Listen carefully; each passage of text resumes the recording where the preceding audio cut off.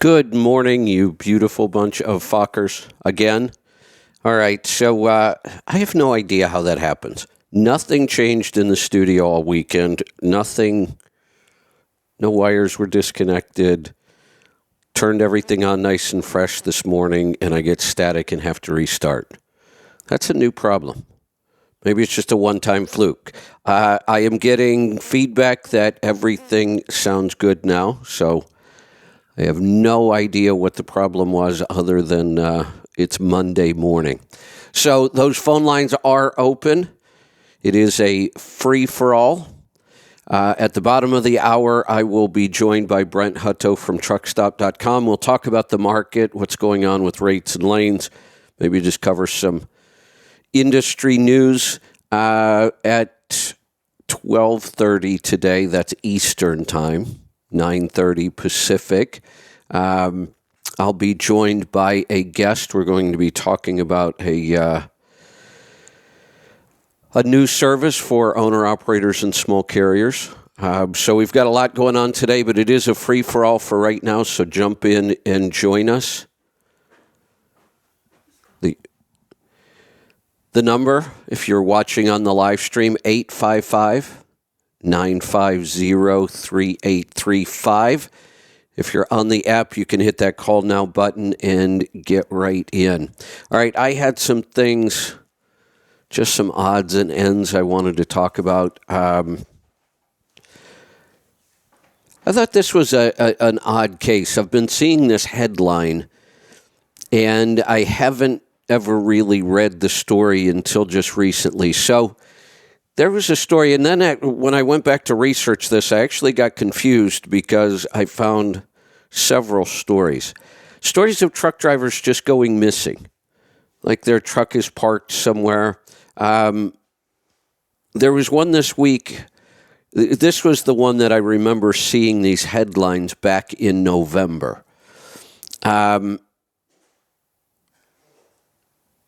Wait a minute. Okay, there are two stories. There was one here. This one, this driver went missing out of Ontario. He was last seen on April 24th at a Petro Pass near Cornwall, Ontario.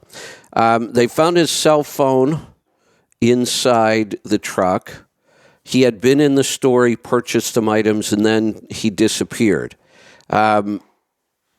They found his body, but they're saying they're not suspecting any kind of foul play. I was also getting that one confused with a driver that went missing back in November.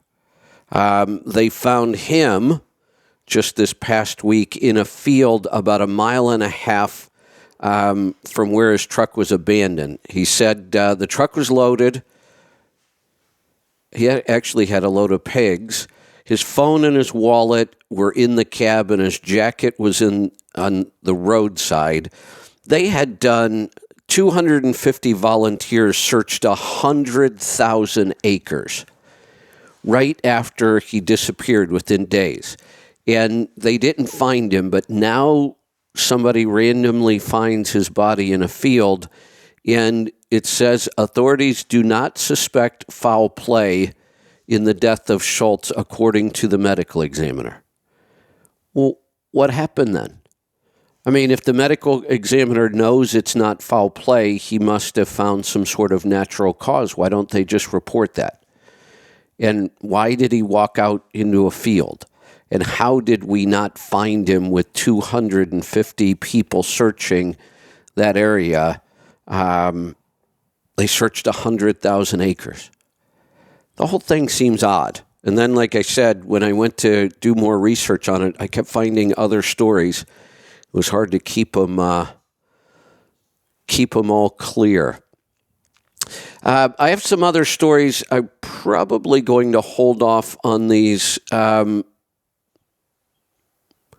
of this is stuff I wanted to talk to Brent about. So I think I'm going to hold off on that, and we will get to phone calls. So jump in and join us. If you're watching on the live stream, dial 855-950-3835. You can try putting questions into the chat. If you're watching on the live stream and you've got a chat window there, I will monitor that as well. And if I see some good questions in the chat, I will answer those. All right. Also, you could hit that call now button on your app. If that doesn't work ever for some reason, just remember to restart your app. When we go back and forth between the two phone systems, you've got to restart that to update that number. All right, so let's get to some phone calls. Jump in and join us. We're going to get started in Indiana this time. Jeff, welcome to the program.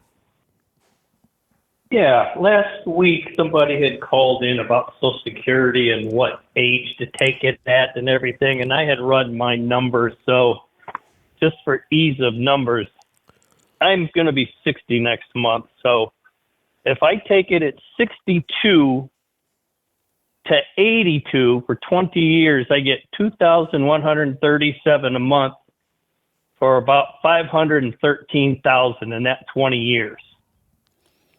If I wait to 70, I get $3,763 a month. And for 12 years to the same age, I get $542,000. So in the same time period, if I live to 82, I am $30,000 more. And then any year past that just keeps going. So my break-even point is when I'm 80 in a few months. Yeah, so you want me to complicate this even more? Yeah, that's up today. Yeah, so one of the ways we could complicate this even more is we could look at, so if we're just trying to maximize the amount of money we get, which is our first priority, if we were going to wait, then technically that's not your break-even point, because if we went with apples to apples, if you took it at 62, we always have the option of just investing that money during that time and not spending any of it. Okay. It's just an option. But the other way to look at it is to say, wait a minute, I may not live all that long past 82 or whatever the number is. And rather than wait, I'm going to take it at 62 and start enjoying some of that money. No, so, I understand. And your old adage of tell me when you're dying, I'll tell you the exact day to take it. Well, but here's the thing. I mean, I plan on to live to be 100. So just jokingly, I put that if I live to be 100, I will have gotten $1,355,000. I put maybe half of that in. Right. But I can see why this thing is going broke. Well, yes and no. Because if we go back, I may do this on my own account because I've started to work on my own numbers. And that website is pretty interesting, by the way. So I'm reading a book on this, and there's a website that gives you calculators.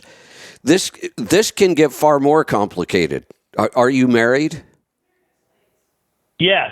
So one of the things I've got to do, everybody has to do if you're married, you can run scenarios on which spouse takes what first. And depending on earnings, that can matter. So I'm in the middle of trying to refresh all my my knowledge on this. I had to know all of this back when I did the CFP exam. The problem was I never used it. And if you don't use this kind of stuff, it looks like I'm looking at it for the first time again. But I'm playing around. The book helps a lot. That these calculators help a lot.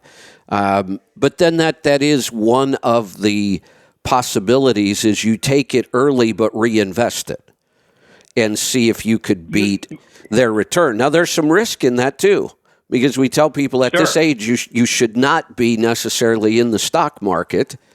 Right now, though, you could actually take that money and invest it at a 5% return in a lot of money market, and that's guaranteed 5%. You can't lose money.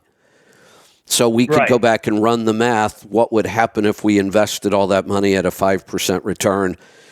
Instead, that adds a couple more years to our break even. But then there's the idea, do I want to start using some of that money so maybe I don't have to work as hard? Maybe I'm going to work part-time and take my Social Security early. Right. Well, now you just made it all complicated. I know. See, you thought you had it all figured out.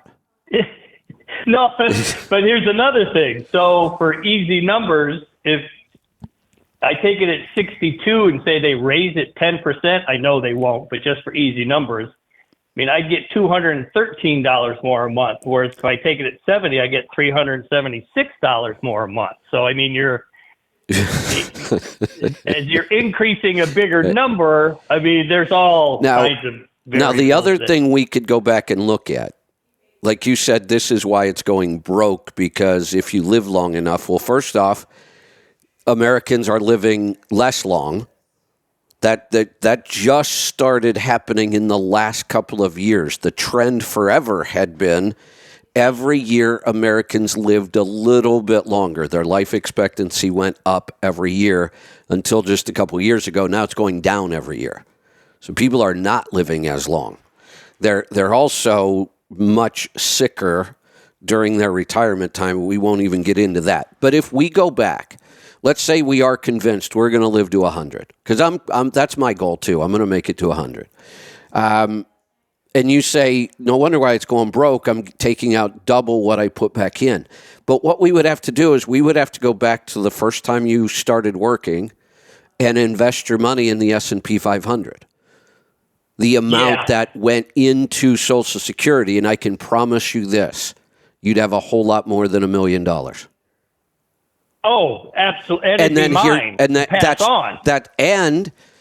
and if you decided you take the entire million or whatever is in the account whenever you want it, you don't have to get paid out on their schedule. This is our money. Right. This whole system sucks. It sucks bad. I was saying in my 40s, maybe even into my 50s, I certainly wouldn't do it now, but in my 40s, and I was serious about it, I made this claim, I would give up every penny I paid in so far if you just let me opt out now. Just let me out. I'll save my own money. I'll forfeit everything I put into the system. That was 20-some years. I would have given that up. Oh, yes. Because I could have done better with the money on my own. Oh, I've said that too. Plus, I own my business, so I'm paying twice the thing. So, well, there's another. For the employee, and that's 15% at one point. If I could have taken that money and invested it for the last 25 years. Well, I kind of did that, and I actually teach this. This is part of the strategy of having the S Corp and paying ourselves at the smallest salary we can get away with. So technically, yes, what we do. So if you think about that, we have manipulated the system somewhat to our advantage, because what we did, in my example, I only take a salary of $26,000 a year. That's it. So I'm only paying Social Security on $26,000 a year. Now, that impacts my payout. My payout would be bigger, but because I was able to not pay Social Security on all of the rest of my earnings that we take as distributions, I've invested that money over the years. So now it gets even more complicated, and I can look and see that my investments have done better than had I continued to pay all that into Social Security. Yeah, that's what we do here. We take a salary and we do our quarterly disbursement, so that you don't pay a much lower tax rate on. So and that also helps us not pay as much into Social Security and Medicare. You know, if I didn't have the S Corp, then all of my earnings, I would have been maxing out Social Security every year, because Social Security, let's complicate it even more. Social Security Social Security has a limit, and at some point, if your earnings go high enough, and I'm just going to take a wild guess at this because I haven't paid attention to it, probably like 120,000, somewhere in that range. It goes up every year and it's indexed. But once you hit that level of earnings, Social Security stops. You only pay in up until that amount.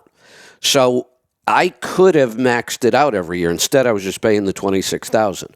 Now, Medicare never stops. If you make $10 million, you're going to pay Medicare on all $10 million. Correct. Yeah. So could they complicate this anymore? Yeah.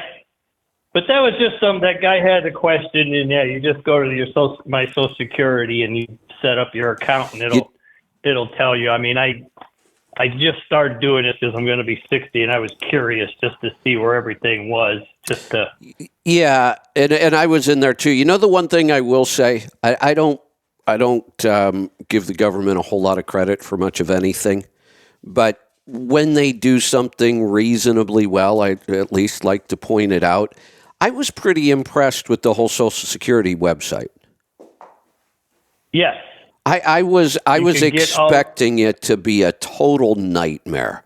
Like I'm gonna have to mail in a secret code to the IRS and wait 6 weeks for them to send me back my secret decoder ring or something.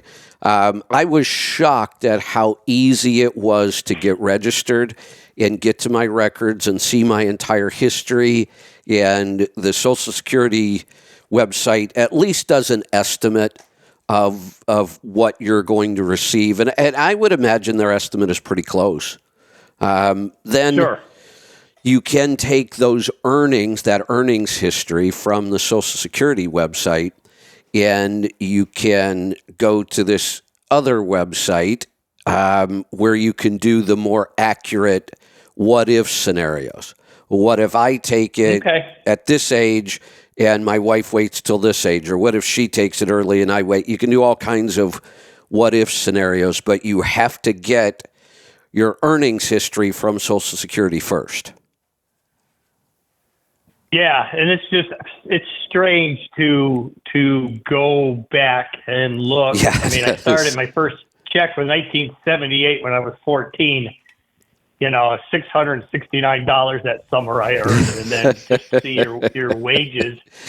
And to see, I got married in 92 and we bought a house and we have both had cars, and I'm only making like $28,000. I know. Isn't that crazy? It is. And kids I see now at my age, they're houses are $500,000 and I can't do this and I can't do that. I'm like, well, how the hell did I do it on $28,000? Yeah, well, I mean, you have to think back when we were buying, my first house, and it was a pretty darn nice house. I mean, it was in Florida. It was on a lake. It had an in-ground pool and hot tub. Really nice, almost 3,000 square feet, nice neighborhood, new schools, and I paid $150,000 for it. I would imagine in that market now, that's a $500,000 or $600,000 house. Yeah. So the other thing, I was just talking about this the other day. They talked about how, when they say our parents, they were talking about us. How our parents were able to live on so much less money. Now, I have to say, I just mentioned my first house was almost 3,000 square feet. Well, actually, it was 2,500, and then I added on to it later. It was about 3,000. The house I grew up in was like 1,200 square feet, and my parents paid $24,000 for it in the early 60s. But if you think about life back then, we didn't pay for nearly as many things as we pay for now. I mean, it was so different back then. First of all, you didn't pay for TV. Now we pay for TV, radio, internet. You didn't pay anything for TV, and you had 4 channels probably. You probably only had one TV in the house. You probably only had one car. The house was probably 1,200 square feet or less. It wasn't like every member of the family over 5 years old had their own cell phone. So now you've got multiple cell phone plans.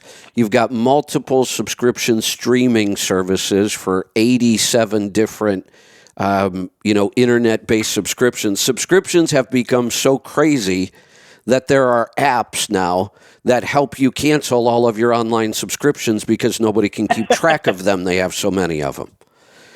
So when we think about all the stuff we spend money on now and how much more extravagant that stuff is, I see 20-year-olds buying high-end luxury cars. Now, I didn't do that in my 20s. I bought junk. So we've changed our lifestyle. So it's one thing to say it's just too expensive to live now as though that's somebody's fault. It's nobody's fault but our own. We're big consumers. The more people give us to buy, the more things we will just keep buying. Yeah, I was just, thinking with my dad, there were 4 kids. And my dad said when he got back from Korea, he built the house and it cost him $4,800. And 10 years later, when I was born, they put on an addition, and he said it cost him $4,800. He was still pissed about that at 88, that he spent as much that add half the house that he did the first time. Yeah. Housing costs obviously have just, and then we went through that crazy cycle that they were way up. And honestly, they have not come down that much. Housing did not pull back. It started to, but housing prices are still really high. And then on top of that, the mortgages, the mortgage rate now being that high, there's a huge multiplier effect there. If you're buying a $150,000 house at a 7% mortgage, it's bad. If you're buying a $500,000 house at 7%, it's really bad. You're going to pay back like $1.5 million for that house. Yeah, that's why you gotta pay it down and have 2 workers, and then Right. But you can't. I think kids want. I mean, I wasn't like this, but I think they want the house I have now at 28. Yeah, right. Well, you got to live in a couple of shitholes in your 30s to get. You can't get what I've got at 60 when you're 28. No, well, wait a minute. A whole generation has figured out exactly how to do that. They just moved back in with you. No. And then they do have that house that they want, and they don't even have to pay for it or mow the lawn. No. I told them both. After you graduate college or you finish your master's that next year, then you have till September to move out, and both of them were already gone. Yeah, you're out of here. I was out early. You have a master's degree I paid for. Yeah, that's right. You can go float out on your own. Yeah. I will say, though. All right, go ahead. So whoever that guy was that called last week, you just go to that My Social Security, and you get an second-hand verification authenticity code, and it's nice and safe, and just look at your numbers. Yeah. Anybody at any age, I suggest you go do that. Yeah, I do too. It's good to check in. And like I said, I was actually avoiding it because I just figured it's going to be a total pain. It's a government site that's I was, again, just shocked at how easy it was. I'll bet it didn't take me 5 minutes from the time I started till the time I had access to all of my records in Social Security. I bet it wasn't even 5 minutes. Right. Then you get the code and you punch it in and you verify it. And then every time you go there, you get a code and you type it in. And so nobody can tap into your stuff. And it is pretty nice. I was impressed. So I will give somebody credit. The government actually put together a pretty decent website for Social Security. Well, blind pig can find an error corner every once in a while. That's right. All right. Have a good day. All right. Sounds good. Thanks for the call. All right. It is time. It's time to be joined by Brent Hutto from truckstop.com. Brent, good morning. Well, good morning, KR. It's good to be back on. Hey, are you? Sorry about my. Yeah, Are you at your desk? Are you out traveling somewhere? I am at my desk. So I'm at my desk. So, Yeah. have you checked out the live stream? We're going to get you on this video live stream. I have not. I have not checked out the live stream. Sorry, I've been trying to, dig out from under from all my travels and family situations the last few weeks. So, but I'd love to be on the live stream. That'd be great. Well, so right now you should go log in somewhere so you can just see it real quick. All right, where do I go? What's easier for you? Are you on X? What's the easiest social site for you to log into? Facebook, X, LinkedIn? If you're on X, that's easy. Let's see. I'm excited. This ought to be fun. All right, let's see. Yeah. And today's a good day for you to check it out, too. You'll understand when you see it. All right. So once you're logged in, just go to my page. And you should see the live stream right on my page. And then, like I said, I have... Is that on Let's Truck? Is it on... look for Let's Truck, yeah. You mean, I guess we're not friends on X, are we? We've never connected. We should. Probably not. That's it. I need to spend I know more you time don't. on X. I know you don't. I do. I really do.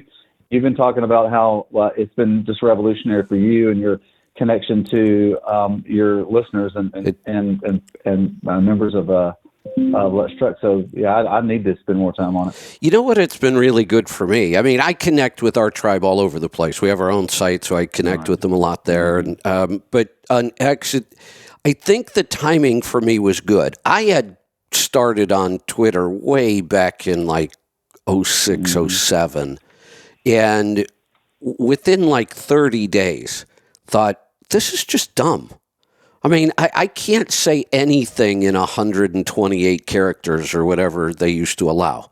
That never made any sense to me, the whole website. So even though we had an account for years and years and years, I ignored it. I had never logged in well over a decade. I hadn't even logged in. And then when all the censorship was going on, which it's still going on. I'm kicked off YouTube again this week. You really? Yeah, and I think this might be my last strike. I think they're going to delete my whole account. Oh my gosh! When all of that started, and then Elon bought X and said he's going to make it, true free speech. I said, well, I'm going to go support that. And I don't know if it was just that momentum or what happened, but it seemed to me like right around that time, not long after I got active there, the whole, what we refer to as Freight X, like the freight community where that people connect. And so it's, drivers, owner operators, small carriers, brokers, a lot of tech guys. FreightWaves is active in there. Truck Stop's got a great account on X. We've been doing a lot of it. Yeah, you have a super secret undercover poster that I'm not allowed to reveal his identity, but he's absolutely brilliant. He's so good, but we keep him hidden in secret. But it got the whole FreightX community got busier. And has been growing. Right. In fact, I have an interview in about an hour with a tech startup, and I met him on X. Oh, cool! Yeah. No way. Yeah. Am I looking at? I'm looking at the live stream right now. Yeah. Are you wearing a Truck Stop shirt? I am. Yeah, that's why I thought you should watch. You look great. I love the background. Everything. It's a nice setup. It's about from what I'm looking at, it's about maybe a couple seconds delayed. Probably, yeah. It's weird when it you're. Looks good though. Yeah, it's weird if you're trying to watch it and you're also listening to the live because it's very confusing. Yeah, no doubt. It looks nice. Did you get the nice large water, like Stanley thermos glass thing that I sent over to you? I did. Now, see that Oh, fantastic. that's my app. Now, see, you got to get me a really good coffee cup. If you're watching, you'll see it here in a couple minutes. Because I have a good Yeti, and I really, really like it. So if you had a truck stop Yeti, I would use that. Okay. We don't have we may be doing some Yeti stuff. I don't know. This is a Hurley brand, which is pretty good from what I'm looking at. Yeah, that's my afternoon cup. So once I got a whole bunch of those. Yeah. Yeah. So once I finish my coffee, then I will switch to Cardio Miracle, and I like that big one because I can get both servings in for one day. I only have to make one cup, and then I'm done. Oh, okay. So that's the cup I use in the afternoon. Gotcha. So if you were to tune in tomorrow when I do the CMC live tomorrow, you'll probably see that cup in that. So okay, I will. I'll tune in. So let me ask you. So with the video, with the live stream you're doing now, is this something that you want me to join in on live? So yes. So they actually see my money. Oh, yep. Okay. Well, hey, that's any time, man. Yeah, I can do it anywhere. I can do it because I take a camera and perfect, and, microphone and everything with me when I travel. Yeah, you do a lot of video work already. That's why I knew this is going to be easy for you. You do, your podcast is video. You do a ton of Zoom calls and Zoom meetings, and like you said, even when you travel, you're ready for all this. So here's the only thing I have to work on. So our audio goes out on our app. Most of the people that listen to the show listen on our app. The live stream now is this is how we're getting new listeners. And it's working really well. What we're finding is when people are scrolling whatever social media they're on, that's what people do all day now. They just scroll their feed. And if they see something interesting, they stop. And they tend to stop on videos more often. So we've been picking up a lot of new listeners. The other thing that's really surprising to me, it shouldn't be though, how many people, their first comment, because there's also a chat window. So people can send me messages. Right. I'm looking at the chat messages right now. How many people have said, "Oh, it's so great to see you. We haven't heard you since you were on Sirius XM." Oh, wow. I know. And at first I think, well, why not? We took one day off. That was 3 years ago. We took one day off. We've been on. Mm-hmm. But, this is just the way this business works. The vast majority of talk show listeners are casual listeners. If you're there and you're in that same spot and they get into the habit of turning on the radio every day, they listen to you. When you disappear, they don't go looking for you. They just figure, well, he's just gone. And I think that's probably the bulk of every talk show's audience. We have the tribe, and obviously as soon as we were off the air, they went looking. And plus we sent out emails, we let everybody know. But it was just shocking how many people said, "Oh, it's great to have you back. We haven't seen you since you were on Sirius." Kevin Rutherford's going nowhere. he's not leaving. Yeah, he's exactly. He's going to be back. No problem. Exactly. Hey, I had all kinds of stuff I wanted to talk about, just news stuff today. So before we get to what I had, did you have anything? Well, let me talk to you about a couple of things that I've seen just lately. Just in the last 8 weeks have been kind of unique. For 7 weeks, we had the market demand index. I'm talking about freight, just freight and the position of freight. My theme this week is "Blinded by the Light" from the old Manfred Mann band. I don't know if you remember them, but that was one of my favorite songs, "Blinded by the Light." But everyone's kind of we had. Go ahead. Did Bruce Springsteen maybe do that? Somebody else did that song too, and I never knew who the original was. The one I mostly heard was Manfred Mann, but I think somebody else did that too. They wrote the song. It was Manfred Mann's Electric Band. I think that's what they're an English group. So crazy. So, but for the last few weeks, the market demand index, so the pressure in the market has been kind of continued to go up. It's been in the 70s. And then the last couple of weeks, it dropped. Well, last week it dropped down into 2 weeks ago. It dropped down into right at 70, at 68.6, and then it dropped to 65, 64, 65. this past week. So what I'm saying is, the reason I used Blinded by the Light was everyone was Well, hold on. enthusiastic. Hold on. Maybe See, the market. Yes, sir. Yeah. You got my brain working. And this is just how this is just how my brain works. So we've got to go clarify this because I like the whole blinded by the light thing, but we got to get it right. So Blinded by the Light is a song written and recorded by Bruce Springsteen in 1973. A cover by British rock band Manfred Mann's Earth Band reached number one on the Billboard 100 in 1977. So even though it was Bruce Springsteen who wrote it and originally recorded it, Manfred Mann took it to number one with a cover. That's a pretty cool story. Well, that's fantastic. Am I cutting out? You seem to be cutting out to me a little bit. No, sometimes that'll happen with the internet. You're fine. Okay. Yeah, sorry. Yeah, well, then there you go. You knew more about it than I did. I guess, I was, you're a couple years older than me. So but I just remember Manfred Mann's version because I could never understand that the second line in it that comes up. It always threw me off. Well, it still doesn't. It doesn't surprise me. Bruce Springsteen wrote a lot of songs that other people did. He did, There's several of them out there that were super. And when, that's not Bruce Springsteen. It's like, oh, yeah, it is. So do you mean the line, wrapped up like a deuce? Another runner in the night. Yeah. Yeah. I do mean that. So. All right. Yeah, all right. So freight, what, just for the carriers out there, the owner operators and small carriers, it looked like freight, the market was going to start to kind of come back a little bit. And then it's now last 2 weeks dropping down to the 60s, and the freight volumes continue to drop. They're still a little above normal, but they've just kind of continued to drop back down to normal, which is kind of where we've been. I talked to Noel Perry, our chief economist, and he said, we get a little bit of a spring bump.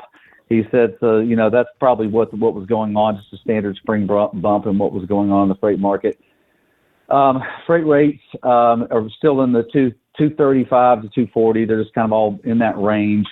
Van kind of continues to kind of just be a challenge just across the board. And vans, by the way, Kevin, van's not just a challenge for owner operators. It's a challenge for large operators too, because my good friends over at Werner and my good friends at J.B. Hunt have said the same thing. And if you look at, and this is kind of interesting,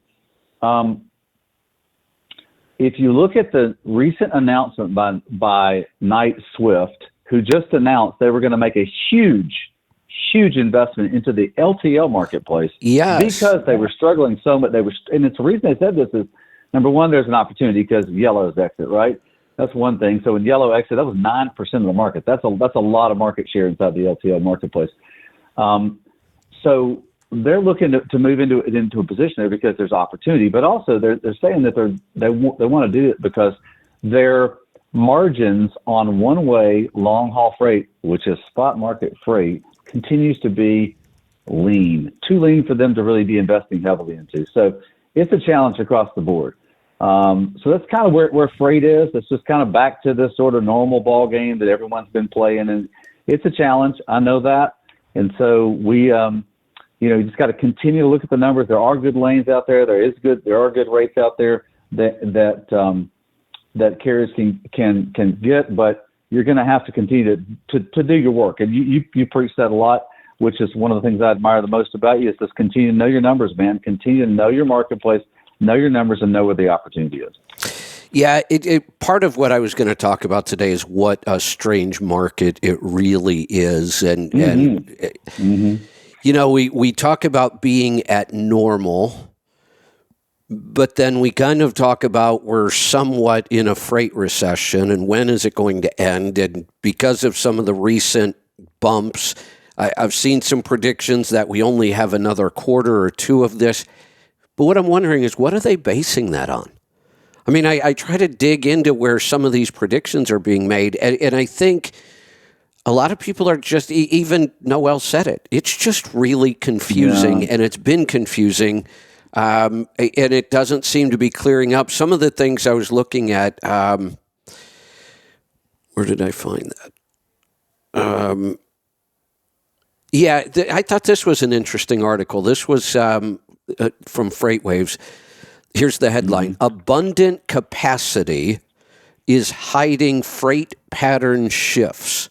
So I saw that too. I saw that too. Yeah, I want to talk with you about that because that was interesting. The two markets that have changed. Yeah. And the fact that this almost didn't even get seen because, like they said, there's so much capacity, we're not seeing some of these patterns unless you really dig.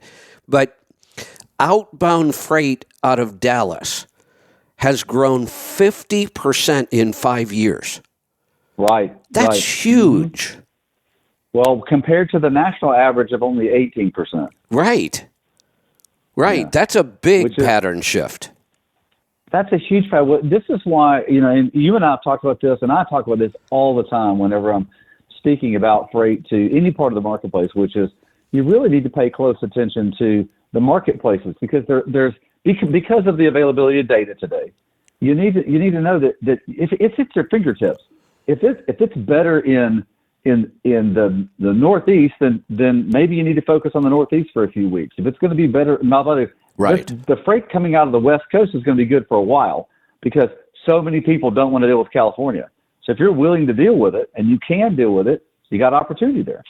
Well, and then if we look at the next sentence in this article, so Dallas grows 50% outbound freight when the national average was only 18, but then the two largest outbound markets, Ontario, California, and Atlanta, have both lost significant share. So if part of and see, this is why we do this show on Mondays. It's why we talk about this as often as we can. Right. Because it would be easy to believe. In fact, there are people out there that believe this. They were running out of one of those two markets, Ontario or Atlanta. It was a significant lane for them, and it died. Well, it would be easy to assume because everybody's talking about a freight recession. Oh, well, my freight just dried up because we're in a freight recession.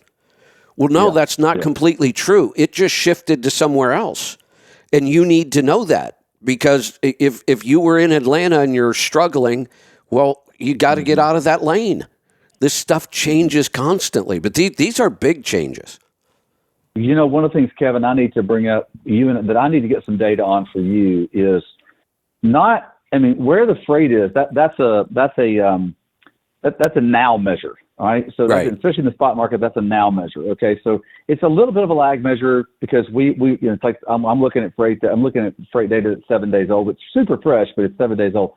Here's where I need to do some homework for the Let's Truck listeners, which is for your tribe, which is where are they building warehouses? Because the Amazon effect, and a lot of this outbound inbound that they're talking about is this Amazon effect of thing, where and most people may some may know this, some may not know this, which is the advent of e-commerce buying has not just doubled, not just tripled, but quadrupled the need for warehousing space in metropolitan areas, because the freight has to be close to the buyer because they want it next day, or some of them can get it same day. So if you start to look at where the warehouses are being built, you'll understand where the freight's going into, and it's not just parcel freight. I'm talking about all the bulk freight that goes into a parcel freight delivery. Right. So that's a big part of looking at where freight's going to be. I want to go back to the whole Knight-Swift thing. Sure. Very, very large carrier. So when Knight-Swift does anything, you should probably pay attention. Don't say, Knight-Swift U.S. Express. Right. There's a third in there now. That's right. I forgot about that. You should pay attention when they're doing something. And this is something big. What was they're opening like 35 LTL terminals, I think. Right. That's a lot. Correct. That's meaningful. That's meaningful. People would say. Two things that I take from this. One, LTL is a totally different world. Totally different than truckload. So it's not a slam dunk that they can pull this off. LTL is a tough business, and they're getting involved in a very tough market. But we got to pay attention. Here's the other interesting thing. If they pull this off on the LTL side, it's good for their truckload side. I'm assuming they're going to move their own freight. Sure it is.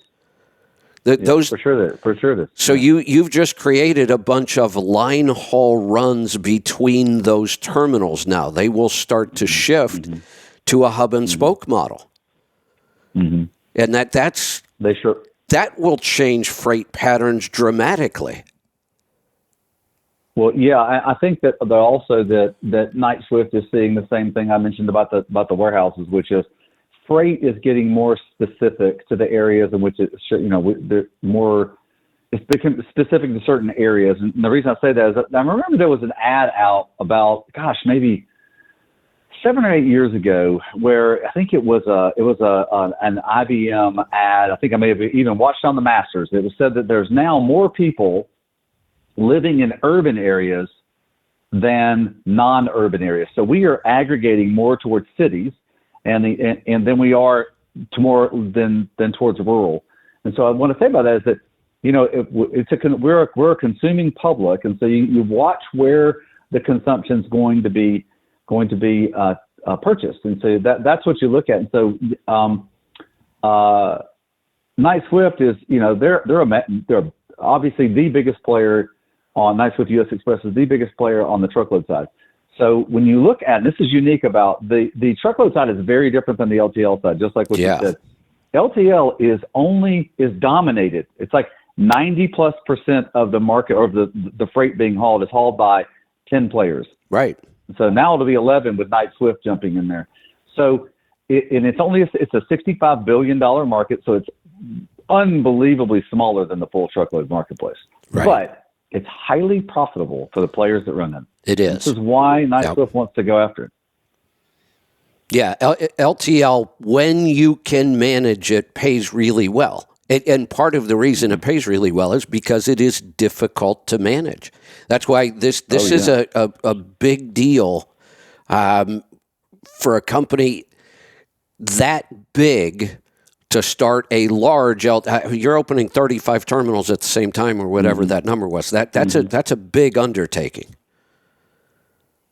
It is a giant undertaking, and you think about what, say, Brad Jacobs did when he started XPO. He bought an LTL company, right? So in order to get into it, and so I think that the Knight-Swift guys, Knight's legacy is a very efficient operation, but and freight is freight. But you're right, LTL, it has its own pricing, it has its own accessorials, because it is it's almost like you have to be, the mathematicians that do stuff for insurance companies, they're called actuaries.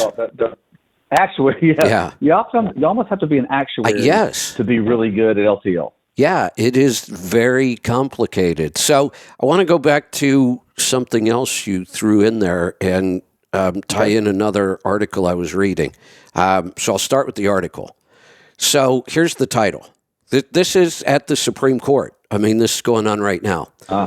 Supreme Court. Yep. Drivers hauling baked goods are in transportation, not baking. That's the headline. And that's kind of an odd headline, right? You're like, what does that have to do with anything? But this is a big deal. This is a really big deal, and this is going to get really complicated, and Amazon's going to be a part of this.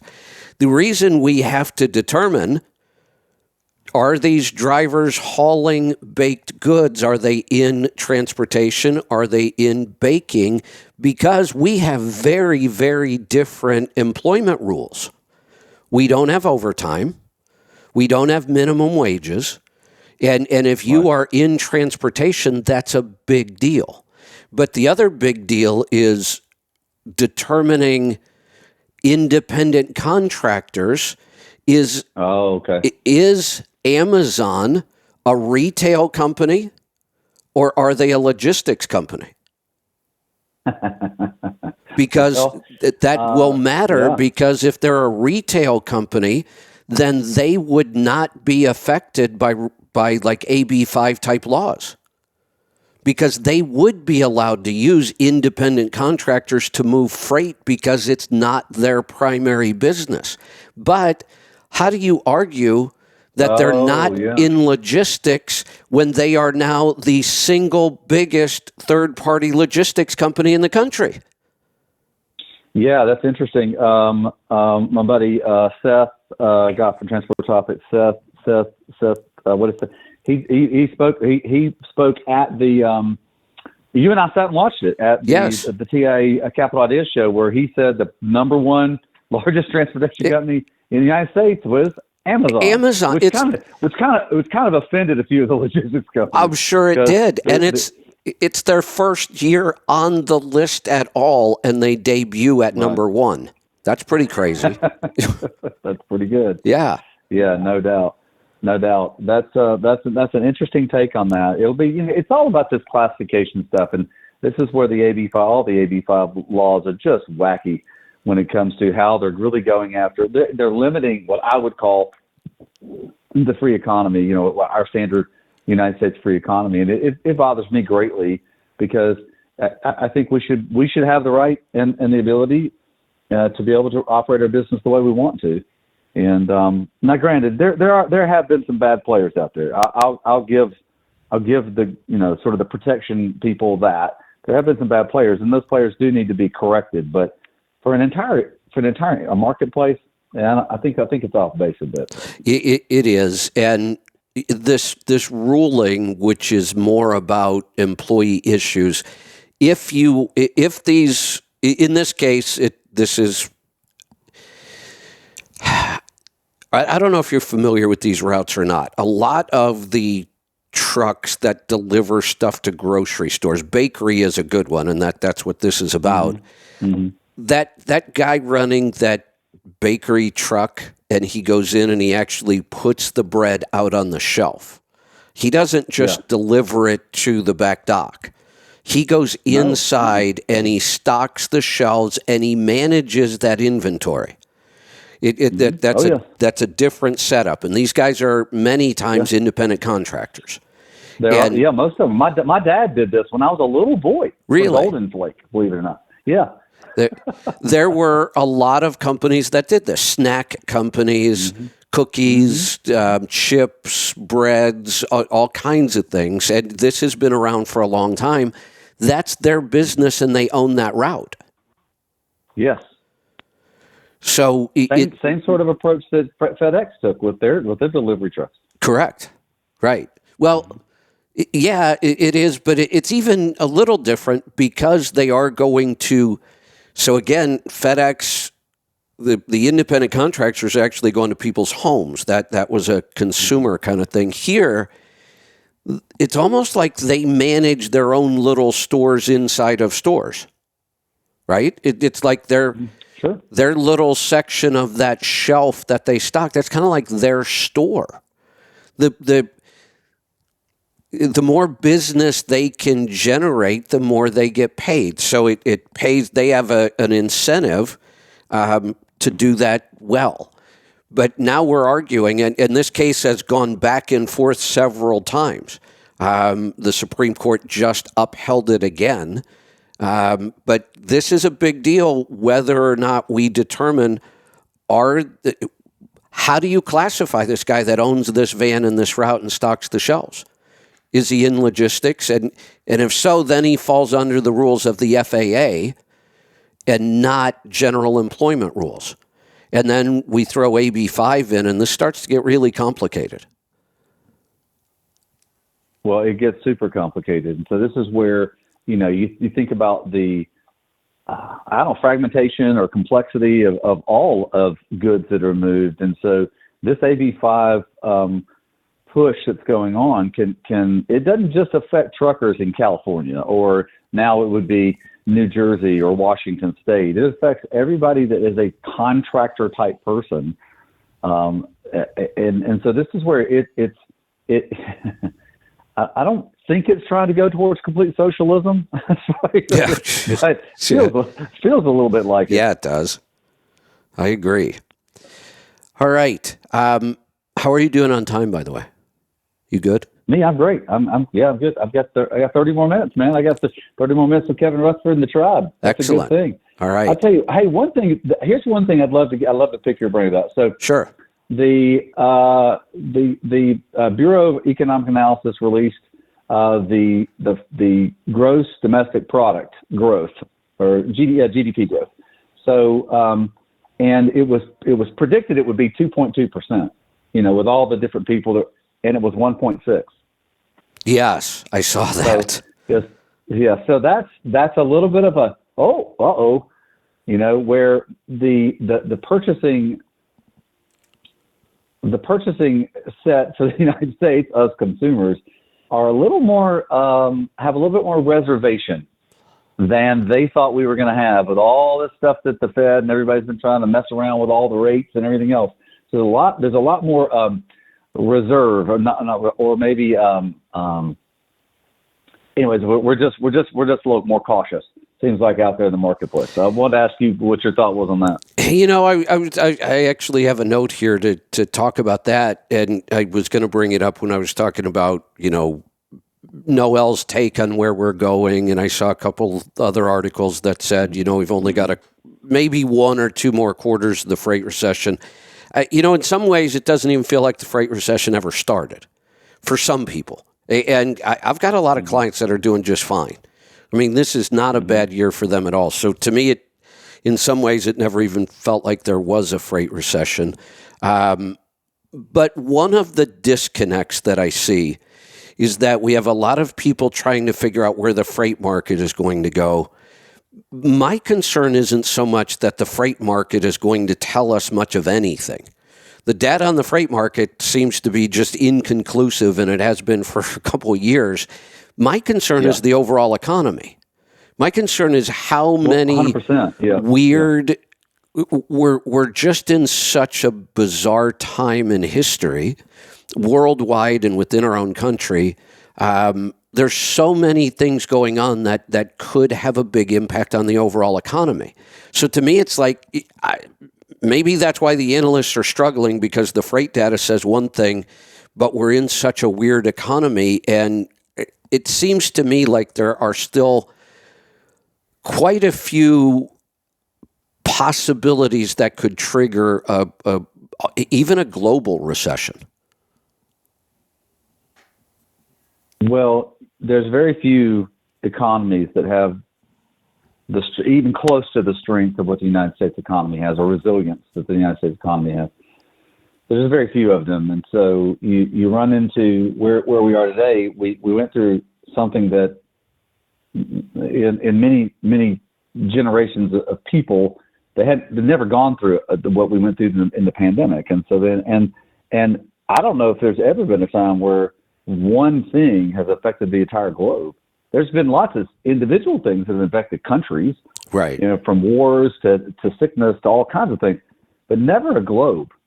And so we have a globe that's reacting to this, and so that's the same thing that I hear from different leaders in the marketplace, and certainly I listen to Noel as well when he talks about, look, all the things that are going to affect trucking have already made their way right. Out. Right. So now it's what's called the macro economy. So what is the U.S. economy going to do? Well, right now it's being sort of guided by our Federal Reserve, where they're making they're making cuts on different the different rates in which the people can get loans at, and they're just kind of continuing to mess around with it. They said they were going to make 3 rate cuts this year, but they've still yet to start. Right. So it's because in some sense, these economists, and by the way, these are just theoretical mathematicians of what an economist is. They're just kind of, if this is this, then it should do that. And so their idea is that the economy is going to end up, inflation is going to work its own way out. Then they don't have to mess with it at all, which, by the way, I'm all for government staying out of things. Yeah, me too. So I'm not against that. Right. Yeah. No, it's that to me seems like where we are. That the trucking data, I don't want to say it's irrelevant, because it's very relevant to us in the moment, and that's why we talk about it. Sure, that's why we update it every week. It's relevant to us in the moment. I don't think the trucking data tells us where we're going, though. I think we are now to macro events now. Yeah. Speaking of which. My next article that I wanted to talk about, I'm going to have to send Craig Fuller a message on X that he got it wrong. Uh-oh. Yeah. He'll love that. Well, we were just talking about this. So let me read you the opening line from Craig's article and tell me what he got wrong. Here it is. It says, C.H. Robinson, the largest trucking freight brokerage. And he just wrote the article, except they're not. Yeah. We now know that Amazon is. Oh, right? He might disagree with Seth Clevenger. That's him up here. Transport side. He might disagree with the way that was measured. So yeah, but from holistically, right? Holistically, C.H. Robinson. I think they were at $22 or $23 billion. That's globally. I think it's about $18 billion in the domestic United States. They're struggled. I think they're still trying to find their way through things, and leadership matters. It does, and with every business. Yeah. So the article is talking about the fact that their stock right now is trading almost as low as it did during the COVID lockdowns. They are struggling. Yeah, That's tough. And it says for 3.5 decades, C.H. Robinson's position was uncontested, and it really was. I mean, they were the 800-pound gorilla forever. There's no doubt. But this is one of those examples of you are never too big to fail. Not in the modern internet world, nobody is, because there's too much access to the data. There's too much access to the marketplace, and you got to. I learned that, Kevin. This is like marketing 101. I learned this from ExxonMobil, because when ExxonMobil was one of my customers at one time back when I was working for Overdrive magazine, and remember ExxonMobil was a global Fortune 1 company. They were the largest company in the world, revenue across the board, everything. And I remember talking to their team, and they said, when you're a leader at something, there's only one place you can go when it comes to market share, and that's backwards. Right. So if you're not defending your place in the market with innovation, with making sure you've got excellent customer support and customer service and customer, brand loyalty with your customers, you're going to go backwards. And so C.H. Robinson has had a lot of up and down. Now, they're a great company, and they're obviously they're a big truck stop customer, but they've had a little bit of like what direction, where are they going now? And big companies, when things shift a little bit, they're big numbers, and so they get paid attention to. Yeah. Speaking of big numbers, these are some, and this is the same article, but these are some numbers that you will appreciate because I've heard you talk about this topic a lot. They're just talking about why C.H. Robinson may be in the position they're in right now. So they've talked about how much the brokerage world has changed. And you talk about this a lot. And these numbers will probably be slightly off from what you talk about, and we'll talk about that. But it says less than a quarter century ago, in 2000, freight brokerages handled only 6% of all trucking freight. Right. And FreightWaves estimates that 25 to 30% of freight is now handled by 3PLs. Others have suggested that figure is more than 50%. Well, first off, how can we not come to a consensus that's a little closer than some people say it's double? That seems odd. Well, I can explain part of that to you. That's why I'm asking you. You've got is that there's about 50%, Kevin, can you hear me? Yeah, go ahead. Okay, about 50% of all the brokers that work inside the normal for-hire marketplace are brokerage arms or brokerage divisions of asset-based carriers. So, Knight has a brokerage. Swift has a brokerage. It's one company. They got two separate brokerages.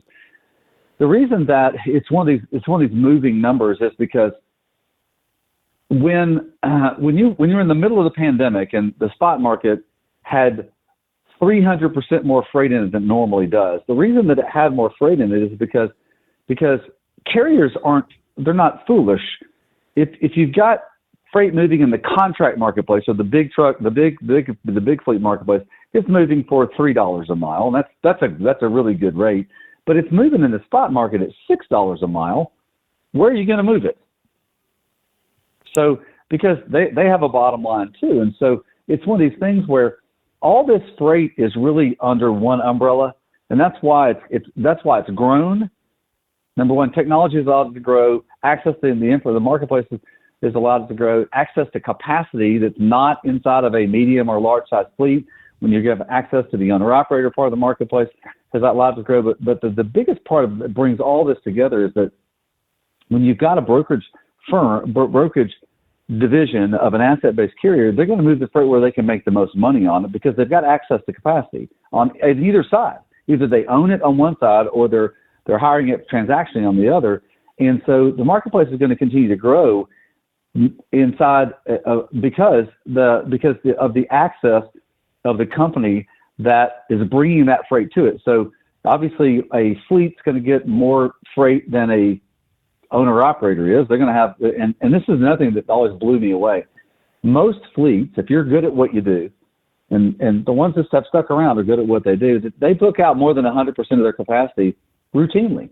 Well, they can't move it if they've booked out more than 100%. They got to move it by their brokerage firm or their brokerage arm of their company. So that's why the spot market has grown from 5 or 6% of all the freight in the marketplace 28 years ago when truck stops started to 30+%. And it, by the way, it's only indexing to go higher and higher and higher because the freight market in the United States continues to grow.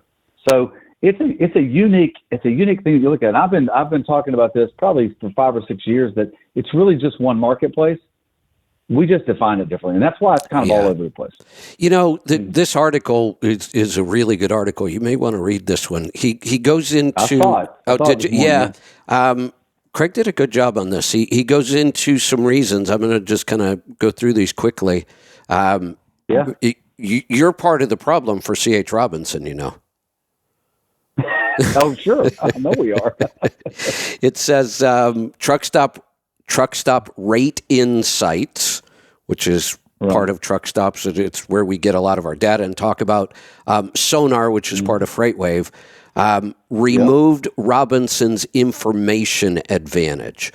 So there was a time they're talking about when C.H. Robinson had such a great relationship with shippers and they had lots of data because they were so big that they actually had an advantage in the market, but things like truck stops rate insights have taken that advantage away. That was one factor. Then they go on to public and private load boards. Again, truck stop.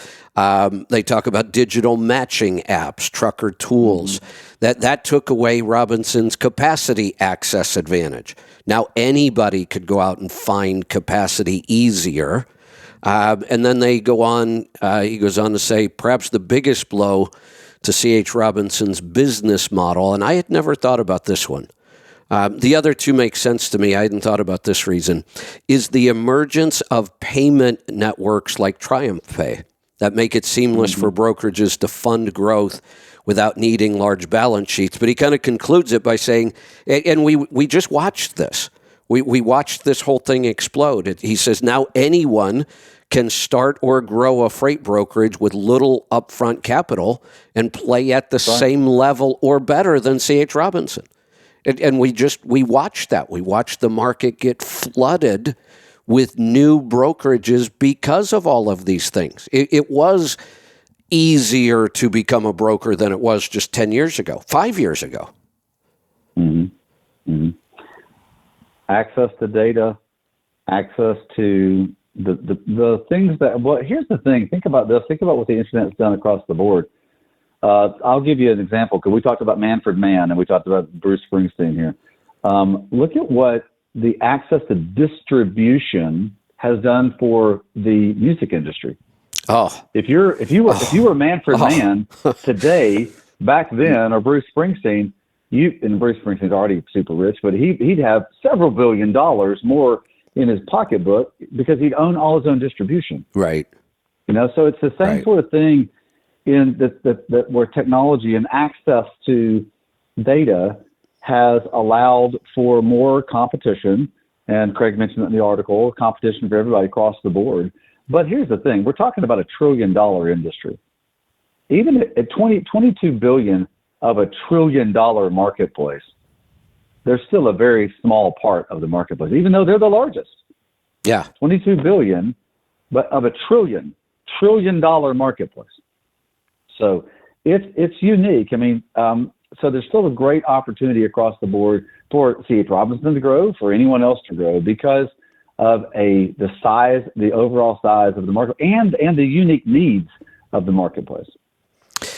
Yes, which leads me to my final article for today. All right. And I'm sure you have some things to talk, and we are going to be talking about this topic for a long time.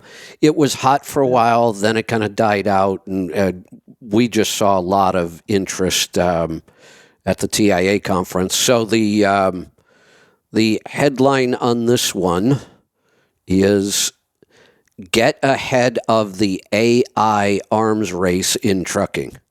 So AI is kind of a hot topic again in trucking Sure. and logistics in the brokerage world, and there was an awful lot of talk about AI at the conference. Mm-hmm. Yeah, they had an AI speaker that was fantastic. He's done the best job I've seen of any AI person talking about AI. And this is something I know that Kevin Rutherford would want to talk about this, because it was a unique approach to it from the standpoint of how he looked at it. His name is Christoph Burkhardt, and really, really unique guy.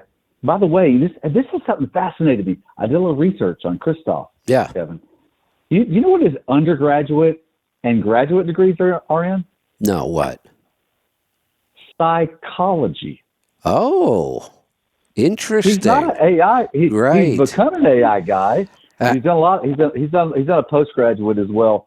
But my thing is like okay, he's studying it from a psychological standpoint, and that's remember. I don't know if you remember him. I wrote some notes because he's the only person I've seen so far that we talked about a lot of like AI is like a hopeful thing, because it's an opportunity. It's a door that you're going to go through eventually, Right. Because it's going to be a part of what we're going to do. But he said a couple things.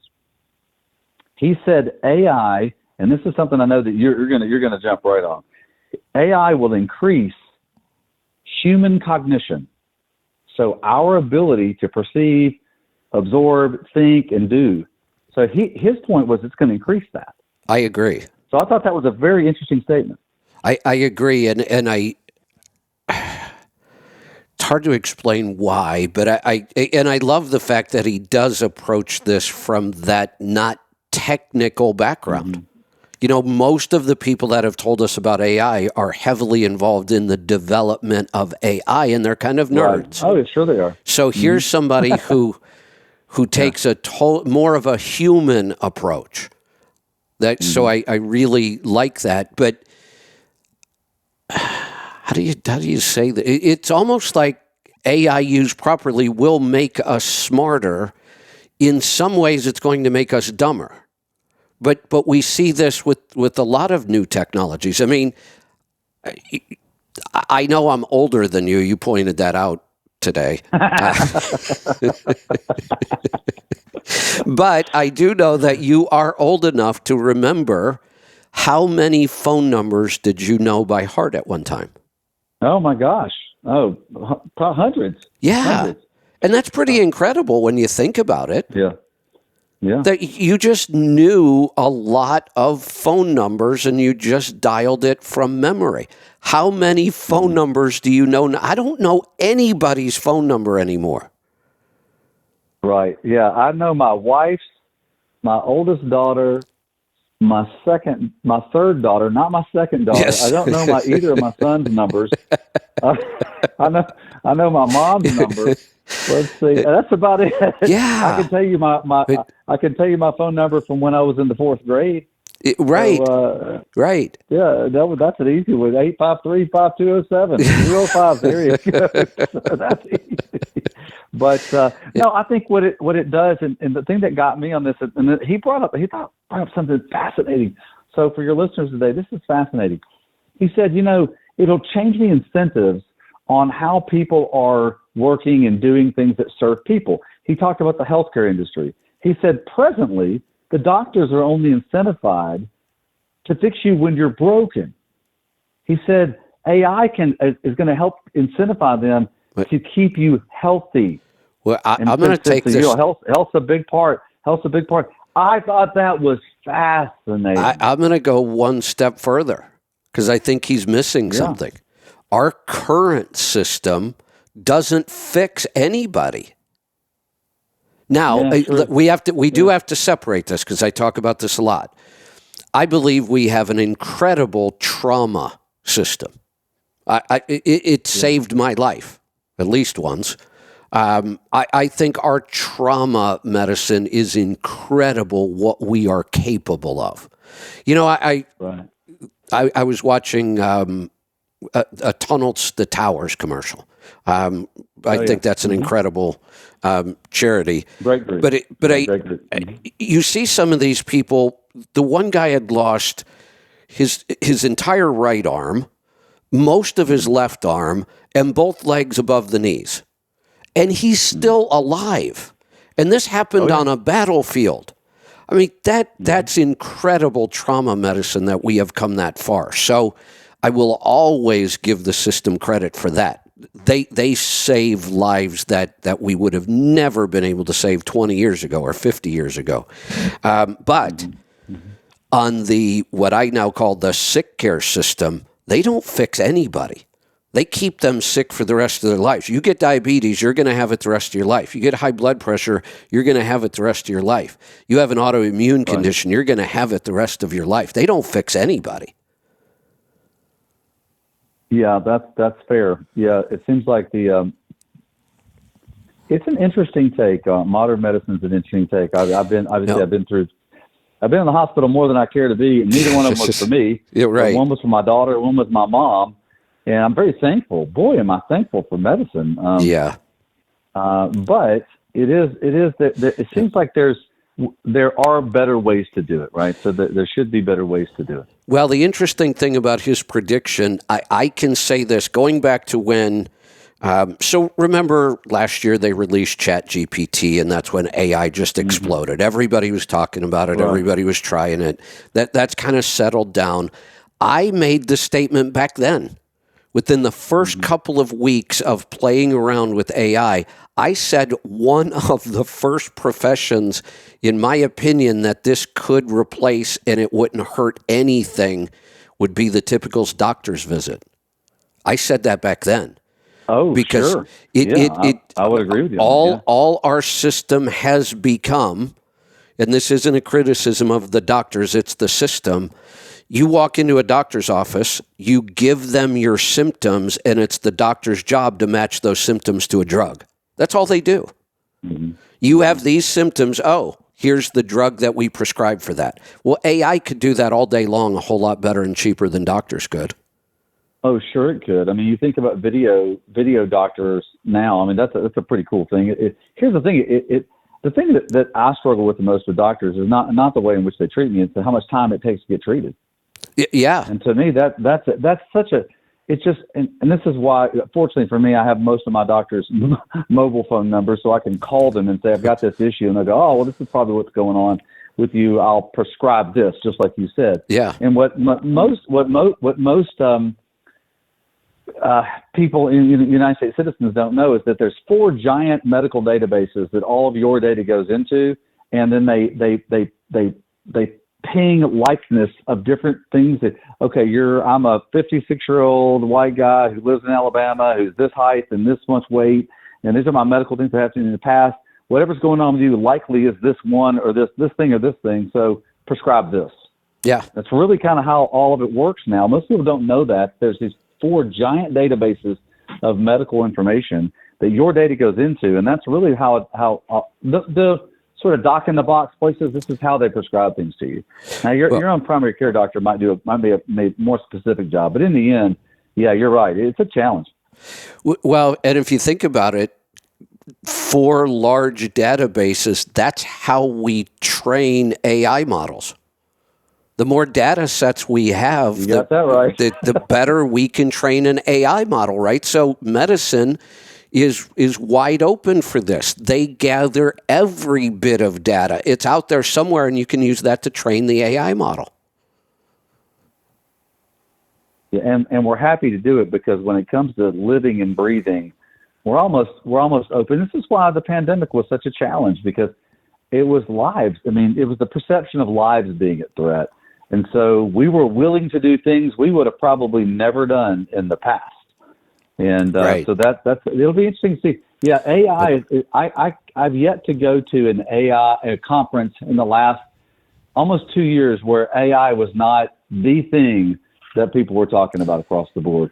And I don't think that's it's the most important thing. I just think it's an aspect of how, since we've got more data on things, how we can improve business, our health, our lives through the idea of utilizing a tool that can move very quickly. Yeah. You know, and that gives us back time. And that's a good thing. I see it as maybe like the third round of the whole tech revolution. So we could look at the desktop PC as the first round. You know, computers dramatically changed the way we do every job. And that's been going on for quite some time now. Although that's in our lifetime. There was a time in our lifetime where computers didn't do anything. Now they do. Then the second big game changer in technology was the internet itself. And now I believe AI is the third big factor in technology. And I think we will be talking about AI for a long time. I've only got about a minute, so I'm just going to throw this idea out, and then I got to cut you loose. I've talked about that book by Peter Zehan, The End of the World is Just the Beginning. I got to read that. You got to read it because it's becoming more and more relevant every week with what's going on in the world and the supply chain. And the premise is that we no longer have a strong enough birth rate to continue our complicated global supply chain. There just won't be enough people. But then I wonder, how does AI play into this? Because AI could eliminate a lot of jobs. Even if it doesn't eliminate entire occupations, if you just take somebody, this is a really simple example, if you just take somebody that writes copy for people, ad copy and articles, AI is so much better at this than humans. I mean, we use it constantly. Oh, sure. We've been using it. A lot of companies do. That's just one thing, though. You start to look at the jobs that AI could replace just because, like computers and machines, it allows one person to do the job of 10. Mm-hmm. So where are we in this whole thing where on one hand we're saying the whole global supply chain is changing because we don't have enough people, but now AI could potentially put an awful lot of people out of work? It seems just odd. Yeah, I'm going to send you something that talks about how technology has changed the societies, and it was by a Russian economist named Kondratyev, and it shows about how economies have grown every time technology has advanced, and AI is the next advancement. Yeah, I think this will grow. I'll send it to you. Maybe this is something we can talk about next Monday. Perfect. Love that. All right, bro. All right. Talk to you soon. Great to be on. Thanks, Kevin. Take See care. you later, tribe. Brent Hutto from truckstop.com. All right. We are going to go right into, let me get organized here. We're going to go right into another interview. Nigel, I see you there on the calls. I didn't realize I was going to run right into this. We will get to you, I promise. And we are going to open up the phone lines. If you have general questions, if you want to speak to our guest, either way, hit that call now button on your app. That will get you right in. Or if you're watching on the live stream, dial 855-950-3835. All right. I am bringing in Jason. Jason, is it Bach? Am I pronouncing your last name correctly? Yep. Perfect. Jason is the founder and CEO of Lura Miles. We're going to get to what Lura Miles is all about here in a little bit. But Jason, give us the Reader's Digest version of your history in trucking. Where have you been, and how did you get here? Sure, I'd love to. And thanks again for having me on the show. I'm really a big fan, and I'm really glad I can contribute to your audience. So The Reader's Digest version is I started off as a truck driver back in 1996. I was involved in a really bad accident, which effectively ended my driving career. However, I entered the office as a dispatcher for an air freight company and moved around in the ranks until I moved into another air freight company, to which I worked under the director of perishables for a larger company called AIT Worldwide Logistics. From there, I ended up moving to Texas, and I ran a small trucking company and developed their brokerage. Grew them from a $1 million operation to a $4 million operation before '08 kind of crushed everything. Then I turned around and went out as an agent and built a book of business, and eventually just started developing what I'm doing today. So I've got a brokerage. I've got 20 years of experience as a broker, and we also have a school that teaches people how to do this, and we reframe how other companies are operating so we can help them scale their companies. But then, of course, we've got Laurel Miles, which is, I'm super proud of, man. This is an organization that's going to allow trucking companies to grow and scale in a way that wasn't available in the past. So let's talk about that. Explain to us what Laurel Miles is all about. Don't give us the Reader's Digest version here. Give us, really let us know what this company is. Yeah. Well, it would actually date back to a thing that happened to me. I was traveling for work, and I was in the shower, and I was listening to the Everything book from it's about how Amazon was built.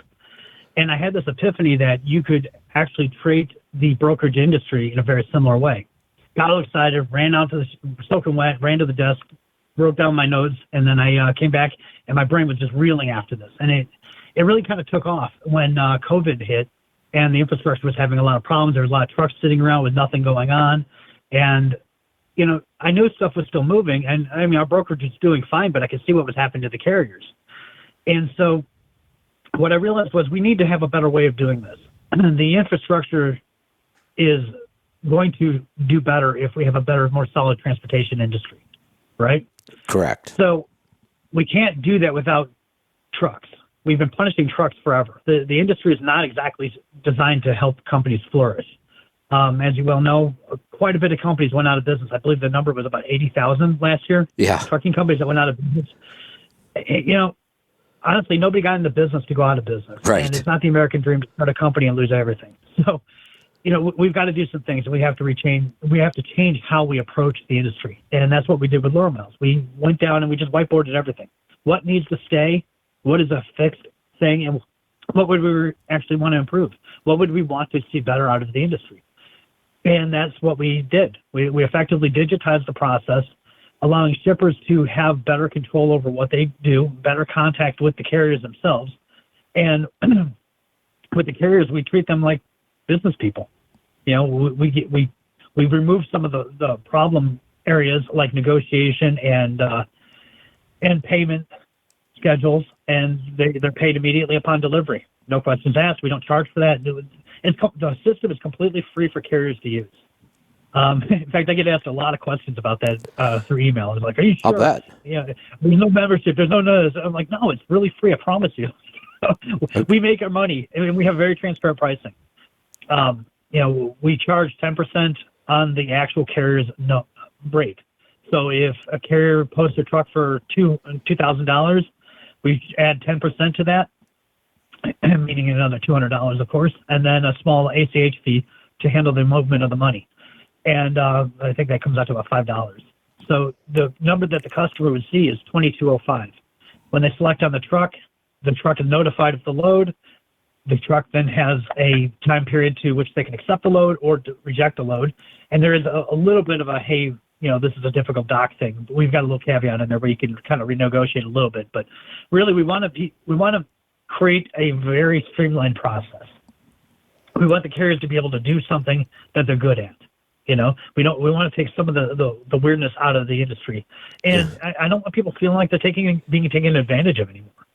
You know, and I really feel like a lot of brokers do abuse the relationships that they have with carriers. I don't think it's a very fair situation, and this is our effort to make it right. You know, I really want to have a dominating force. I want to be able to have all the carriers sitting there going, I don't want to do a load unless they do it through Laurel Miles. Yeah. Yeah, everybody's got a choice. But I want to make it so beneficial for everybody. Why would they do something different? So I've got a long history with this, and I want to talk about a couple things. So I'll go back to I don't remember what years it was. It's been within the last 10, that if I would have gotten one more phone call from somebody, a new tech startup, saying, we are going to be the Uber of trucking.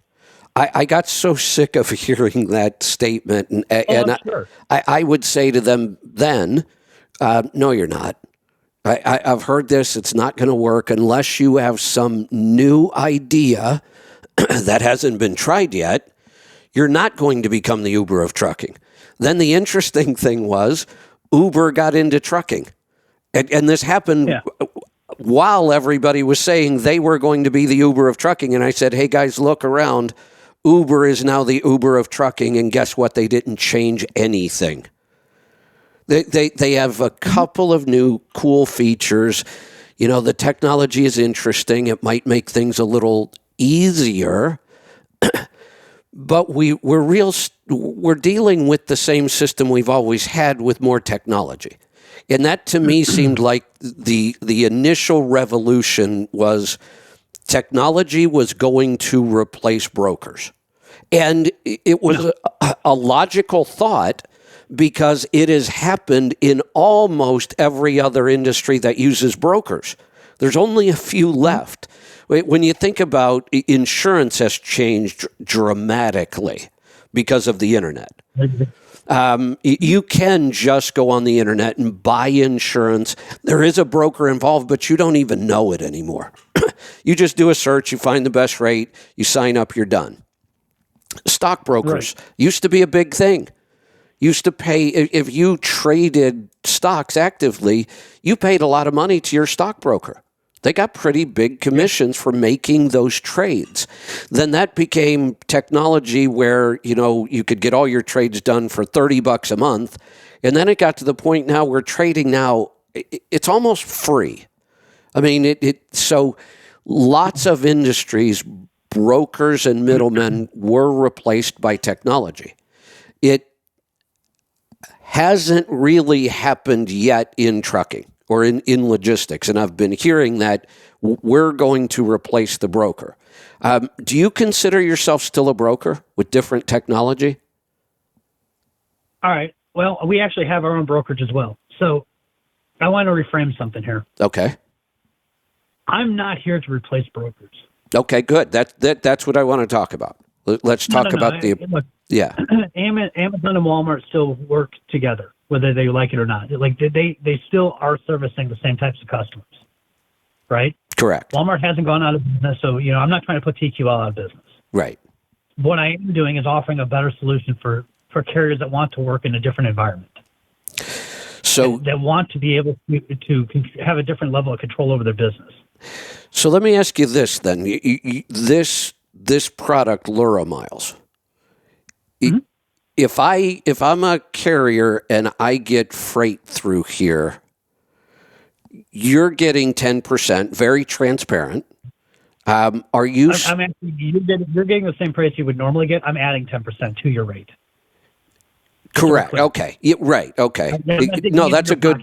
We're both going after the shipper here. That's a good clarification. So, does that make LuraMiles a broker? Technically, yes. There's a couple products out there that I've been compared to. However, we actually do have an MC number. We do have insurance, and maybe we could get away without it, but I don't feel comfortable doing that. I want to operate in a very legal and very transparent way. So, I mean, you can search us, and we have an MC number. We're a completely functioning company, and we are listed as a brokerage for the sake of having a category. One of the things I really don't like about this industry now is somehow we've let dispatchers into the back door. Well, I was going to talk about that too. Right. Dispatch service needs to go. It's an ugly practice. I understand how they got there, but we are not that. We could be further from the truth. Yeah, from the case, I should say. I did want to talk about dispatch services. It's basically double brokering without calling it that. It's like the third version of double brokering. It's got double brokering, co-brokering, and then you got this dispatch business. Right, and the dispatch model really confused things because in many cases they do operate as unlicensed brokers. For sure. And what's really going to take is the industry to see a massive issue, and it's going to trickle down to one of these dispatch services that had a carrier that wasn't qualified to do a job, and somebody didn't process something correctly, and somebody died. It's going to take something really bad to happen before somebody really wakes up to this thing and goes, why did we do this? How did this happen?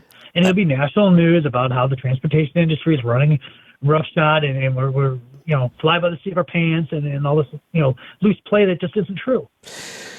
So, a lot of you guys, a lot of the carriers actually get a really bad rap. And the point of this is to make it easier for you guys to do your jobs. Yeah, absolutely. No doubt. I'm with you. I want to bring something to your attention. Sure. So I think in this conversation, we have to talk about why would a shipper want to work with lure miles? That's where I was. It's great that I want to talk about all the great things I'm doing for carriers, but we have to talk about why. That's where I was going next. Perfect. I don't even have your show notes. It's cool. We're on the same page, So what's ultimately happening here is we're talking to the groups, and we've got customers who have onboarded and they're shipping, and they're looking at it as a different opportunity to work with carriers in a much more transparent way. We offer online actual tracking, right? So the tracking that we have, I've actually tested personally. I was on vacation. I went to an island in Hawaii, and I tested it on myself. It drove my wife nuts. She's like, are you really tracking yourself right now? I'm like, yeah, it's happening right now. I'm showing her the phone. She's like, really? Come on. And because I wanted to see exactly how accurate was our tracking. Right. Because what we're doing with this is we're getting in front of the detention game. We're saying, okay, look, when you get to a building, you're there, right? Right. Just because you haven't gotten out of the truck yet, there's many reasons why a driver hasn't gotten out of his truck yet, but he's arrived. Right. But if you're picking that they are there, then the clock should start. At least designate that they were there early, right? Oh, he was in line, so he showed up late. Well, that's crap. Sorry, but do your job more efficiently. Get people through the line then. That's the approach I'm taking on this. Got it. So if we arrive at a location and it measures from the center of the building, so we get you within 100 feet of the center of the building. If it shows you're there, you're there. Clock starts. So if you had an 8 a.m. delivery appointment and you showed up at 7:50, you're on time in our book. Right. Of course, we expect you to check in. I mean, come on. Everybody's got to own up to their responsibility. We're giving you the benefit of the doubt. You know how to park the truck and get out. Right. So this also measures when you leave. So if a driver's saying, hey, I was held for 4 hours and the shipper's at the counter, he's going, no, that's not true. We can show them that they were still there and that when the paperwork was signed. Because you guys are uploading the paperwork when things are done. Right. We know when this is happening. These are all the little benchmarks that go along the way. And really, we want to reduce the detention altogether. It's an ugly practice. It's unnecessary, and it's just inefficiency. You don't want it. I don't want to have to charge somebody for it. The shipper doesn't want to pay it. Let's just get rid of it. Let's stop having the issue. You're right. Better scheduling could eliminate the whole like you said, we should just eliminate the whole practice anytime we can. I don't have a problem with it as long as I'm being paid for my time, but that's inefficient. We shouldn't have to pay for that time. There should be a better way to do this. Right. It messes with your book. It takes away from future earnings. Well, and one of the other things I try to help. Yeah, one of the other things I try to help small carriers with is booking multiple loads ahead of time, like having your whole week booked out if you can. The problem with that is one problem at one dock can really screw you up for the rest of the week. So, absolutely. One of the things I want to get to here, and I don't know if we're just splitting hairs on this, but almost everybody that came to me with this idea back when it was really hot, they're all gone, by the way. All those people that promised me they were going to. I waved goodbye to Convoy too. Exactly right. Convoy is a little different. Convoy didn't ever try to sound like they weren't a broker. I mean, they came to market as a broker. Yeah. Most of these companies that approached me with, we're going to be the Uber of trucking, didn't do what Uber did because Uber came to the market as a broker. And they were pretty clear about that. These companies all tried to claim that they were, I guess the best word for it would be a load board, but it would be populated by shippers, not brokers. No. So they were trying to say, we're just going to be a technology company that connects carriers directly with shippers. And I said that's going to fail, and it has every time. Right. So, let's come back to Amazon here. If you were to get on Amazon, you'd hit, I want to find toothpaste. Just type in toothpaste. You see a ton of different varieties of toothpaste, right? Right. Well, that's how we see trucks. In the industry, that's how we see trucks. But shippers don't always see it that way. A truck is a truck is a truck. I don't care. Just get this thing off my dock. Right. And right. we all know that that's not, in fact, the case. Some carriers are just better than others. Some are not efficient at certain things. Some are just wildly outpriced. Some are very efficient. But maybe somebody's desperate and they're pricing themselves in a way because they need something. Maybe they're trying to do something different. And a truck is a truck doesn't quantify that. So what we do is we have everybody that signs up put their loads or their lanes in there with rates. So if I go and this is kind of neat because these smaller guys are really benefiting from this. So the shippers are doing this. No. This is the carriers. So what the carriers are doing is they're going in there. I got one truck. Oh, and I'm got it. And I'll go to I'm just going to throw out arbitrary numbers. Don't pick on me, guys, about the numbers. I know. Yeah, they're just examples. Yeah. I'll go to Miami for $6,000. I'll go to Dallas for $3,000. I'll go to Los Angeles for $5,000 because I don't want to go. Whatever. And so one shipper says, well, I've got this load and it goes to Dallas. And then what they'll do is they'll put their load in with all the load information, hit go, and it's going to populate all the carriers that have lanes posted that they want to go to Dallas. So although one truck could have multiple lanes posted, once that lane is, once they're selected for that particular load and they accept the load, all those other choices disappear from the board. Okay, so one truck could actually say, I want to go to all these different places rather than posting anywhere. Nothing bothers me more than when I see a carrier post, I'll go anywhere. Well, that's bullshit. You're not going to go to Bangor, Maine. Come on. Nobody wants to go to Minot, North Dakota. Unless you're going home, you're not going on purpose, right? So let's be honest with you. Where do you really want to go? What makes the most sense? Now, in your previous call, you were talking about AI, and I'm glad you did because that's going to be the next thing you're going to want to ask me about, I'm guessing.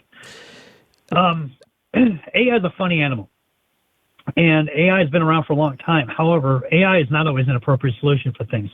You're right. I think it will kind of get into the medical field. In fact, I was watching Idiocracy last night. Do you remember? Did you see this with the guy with the probes, and he wants to put one in his mouth, one in his ear, and one in his butt? No. And he goes, wait, those aren't the right probes. He's fumbling them around. He's like, here, put this one in your mouth.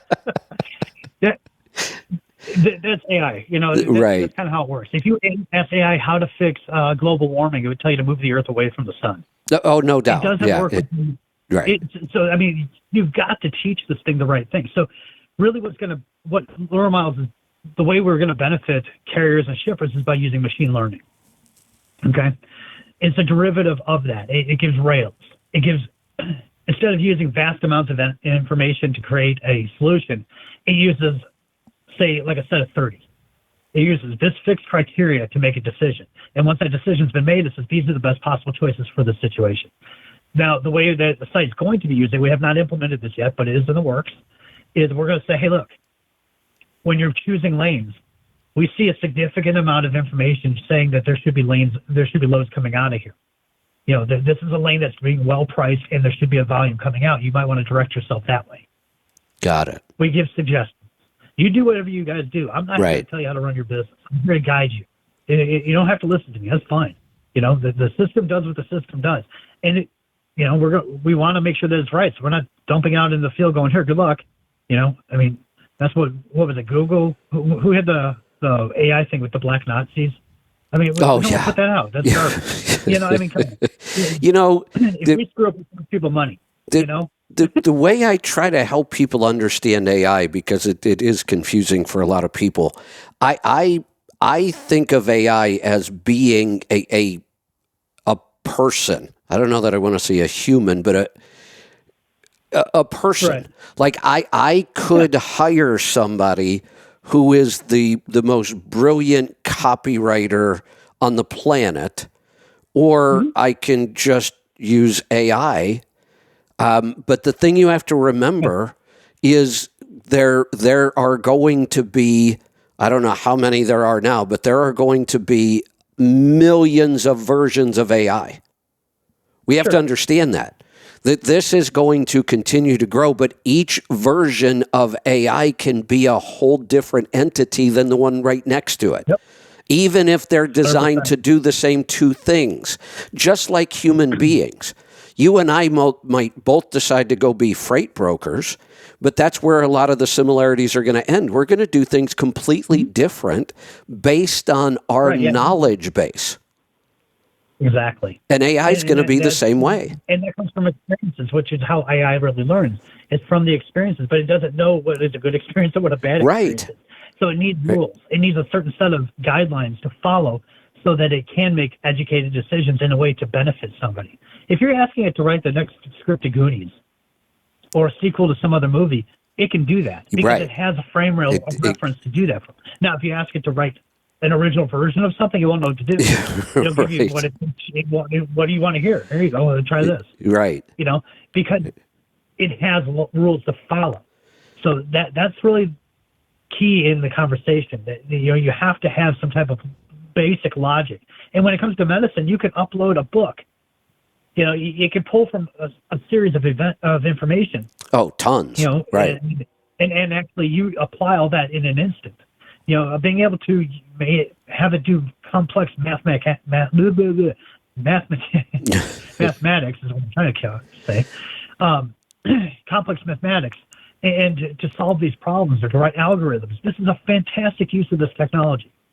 Nobody's going to argue that. Right. It reduces time, and that's really all we're trying to do is compress time now, so we can go on to do other things that these machines cannot do. It's not so I can sit on a beach and drink pina coladas while I'm watching the waves. It's so that I can do something else that's going to make my company more money. Correct. Right. Or make you more money. The analogy is if we look at how much of a workload computers took off human beings, we would have thought that we were all going to be sitting around on the beach drinking pina coladas, because what are we going to do now? This is so much more efficient just to have this computer. Now with AI, like I said earlier, a good decent AI program can do the work of 10 copywriters. Easy, and do it better than any of them, in my opinion. There's some things that it's really good at. And it will continue to get better. But the thought would be, okay, what's left for us to do now? But Brent even mentioned this, and the data's all there. Every time technology expands, our workload seems to get bigger, not smaller. Mm-hmm. No, we end up finding more things we have to address. Yeah, we find something else to go do. When I first started in this industry as an actual full-time freight broker, it was 2004. At that time, Internet Truck Stop was just in its infancy. That was a very expensive program that many people didn't work with. TMSs basically didn't exist. We didn't even have smartphones yet. We were still operating off of fax, Excel spreadsheets, and some other key things. I had the hell's that thing called? PC Miler. Yes, PC Google Miler. Maps didn't exist then. No. I mean, these were very basic tools, and we ran billion-dollar companies. And so the thought is when you add information and accessibility, you should be able to make more money. But that's not always the case, because now all of a sudden you're competing in a bigger market. Well, you're competing in a much louder market. There's a lot more volume out there. Today, to pick up the phone and make a sales call is incredibly difficult by comparison to 20 years ago. Well, we were just talking about the fact with Brent, we've talked about this many times, that in the year 2000, only 5% of the freight moved on the spot market through brokers. Now it's like 30 to 40%. That industry has exploded. And I'll give you another example. You're talking about what it was like to be a broker in 2004. I got my broker's license in 1990. Fax machines were new. Fax machines were a pretty big technology in 1990. But the interesting thing was, and the guy that I went to I call it a broker school, but basically I just worked in this guy's office for a week. He's still around and still teaches people how to become freight brokers. But back then in 1990, I can still remember this conversation. He was convinced in 1990 that the internet was going to replace freight brokers. And it was a logical thought at the time. And this was 1990. I had booked my flight to Wisconsin on a service called Easy Saber online. I booked a flight online in 1990. Easy Saber was the back end that all the travel agents used to book flights, because we used to use travel agents back then.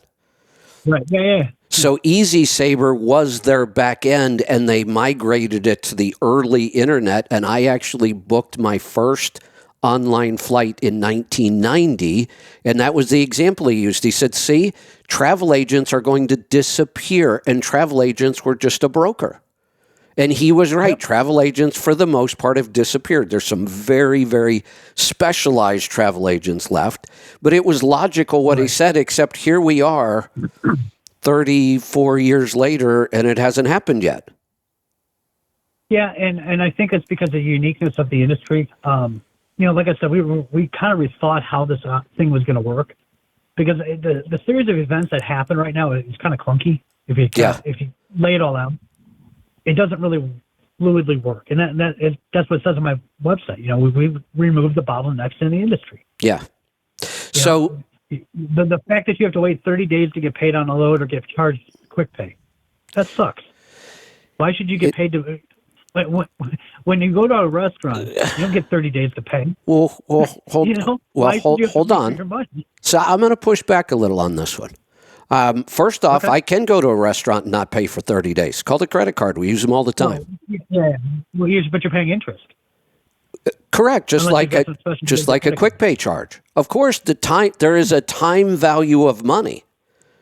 It's that when you provide money to me today, and I don't have to pay it back to you till the time in the future, there's a value to that. It's the time value of money. And I know that we say, why should you have to wait 30 days? That's how business works. It's how it's always worked. I run a business, and I don't get paid right away, especially if I'm selling to another business. Business-to-business transactions, the norm is 30 days. And that's typically because a lot of big companies only cut checks once a month. That's the day they do their payable. So the reason I push back on this is because I've heard a lot of people in the industry, small carriers, because that's the side I work on, make it sound as though this is somehow unfair, that they either have to wait 30 days or they have to pay a factoring fee. But that's how every business-to-business transactions work, and it's how it's always worked. That's not unusual. Yeah, I'm not arguing whether it's fair or normal or any of that stuff. I'm just telling you we don't do it. Oh, if you can eliminate it, that's a huge advantage. Yeah, no doubt. That's the point of this, is to draw capacity into the marketplace. Yeah, to make it a fair playing field for you guys. I mean, that's the reason we did this. Yeah, I'm pointing it out as... I'm putting it out there for everybody, man. I mean, we've got some things that we do on this end to make that work, and I feel as if it's very important that we take care of you guys. Well, I think that is the turning point for this industry, is making sure that you guys have the revenue and are fairly treated for the services to which you provide. And that's my point. Is provide a good high level service. If you don't, then you won't be selected, and you're going to have to find a way to make that change. Yes.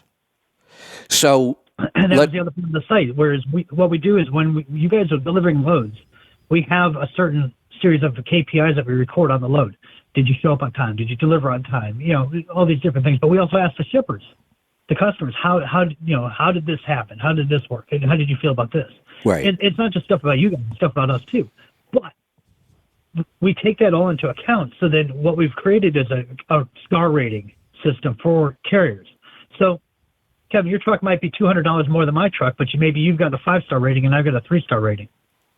And now it's up to the shipper to roll the dice. Do they want to work with the guy a little bit cheaper, has a 3-star rating, and find out why? Or would they rather just go with the $200 extra and just know it's done? Right. No, I like what really you're doing. I putting think that out there and making the shippers have a conversation with themselves, saying, "Look, do I want to do this the right way and pay more, or Right. do I?" And it's not always going to work, but if you've got 10 guys all saying the same price, and you've got 4 of them at 2-star ratings and one's at 5-star rating, the decision becomes very clear. you know exactly who you're going to pick. right. So we want to make sure that we're quantifying this stuff so that the people that are actually operating professionally and accurately and doing a great job are rewarded with more work. Well, we love that. I mean, that's our whole approach here is that, this is a free market, it's competitive, and we try to teach people how to be better and not be a commodity. It's really easy in this industry. Right. Most freight is a commodity. We just have to understand that, but it doesn't have to be. There are ways to set yourself apart from that, and that's really what you're talking about. You're giving small carriers more tools and feedback to set themselves apart, and I love that. One of the things I do want to talk about a little bit, because I'm big on this, is in your model, if I am a small carrier and I come and sign up and I move a load, you are still the broker of record on that load, correct? Yes, sir. Okay. So one of the things I talk about all the time is the way you succeed in business is you serve the customer. Most of these other companies that claim they were going to revolutionize this and get rid of brokers and all that stuff, first off, it didn't work. But that's a whole different model. And so what I'm getting at here is if I'm a carrier and I come to Lura-Miles and I start booking freight through here, in my mind and in reality, Lura-Miles is my customer. Well, sort of. What we are is more of a mediator. We make sure that you guys play nice and that the shippers play nice with you. Well, wait. I want to go back because we have to stick with the technicalities here. You're still the broker of record. You are not a load board where there's nothing to stop a shipper from going to Dad or Truck Stop and posting loads as a shipper. 100%. Right. Yeah. You're not that. You're not a load board. So you are my customer. You are the one paying me.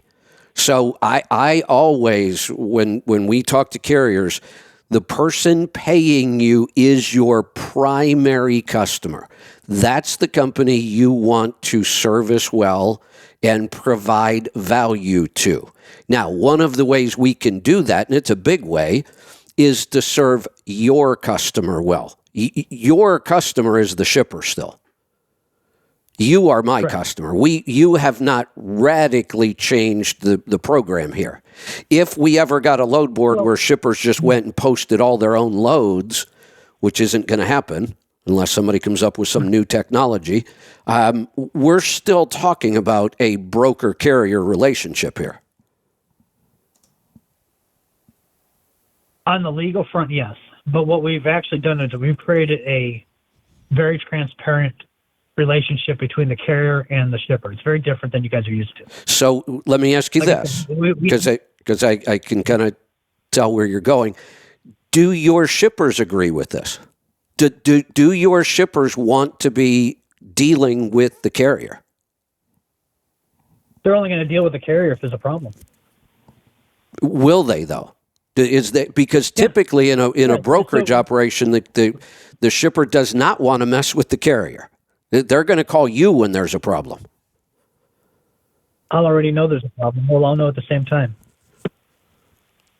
Let me walk you through this. It kind of shed some light on some stuff here. Okay. So when a truck picks up, when it arrives at the shipper, the shipper's then or the customer's notified the truck has arrived. That's when the clock starts. That's when everything happens. And then they receive the bill of lading. They upload the bill of lading to our site. Everybody agrees, yes, you're good to go. Okay, cool.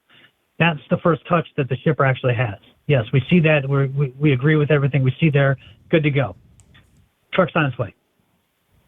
If the truck is not notified, some time has gone by and the shipper's not doing anything, we'll give them a nudge. We'll be like, hey, you've got this bill of lading you need to approve. Is everything okay? Right? So we're keeping them engaged in the conversation, but we want them to take ownership for this job. Then the truck goes to the delivery. Same thing happens. Truck has arrived. Everybody's notified. Truck has arrived.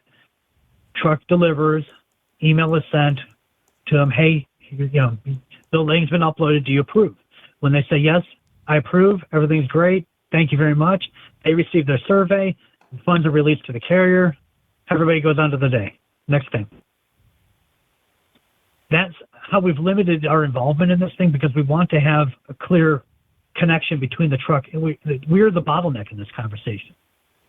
Far too often, carriers are calling brokers, and brokers are chasing down looking for answers.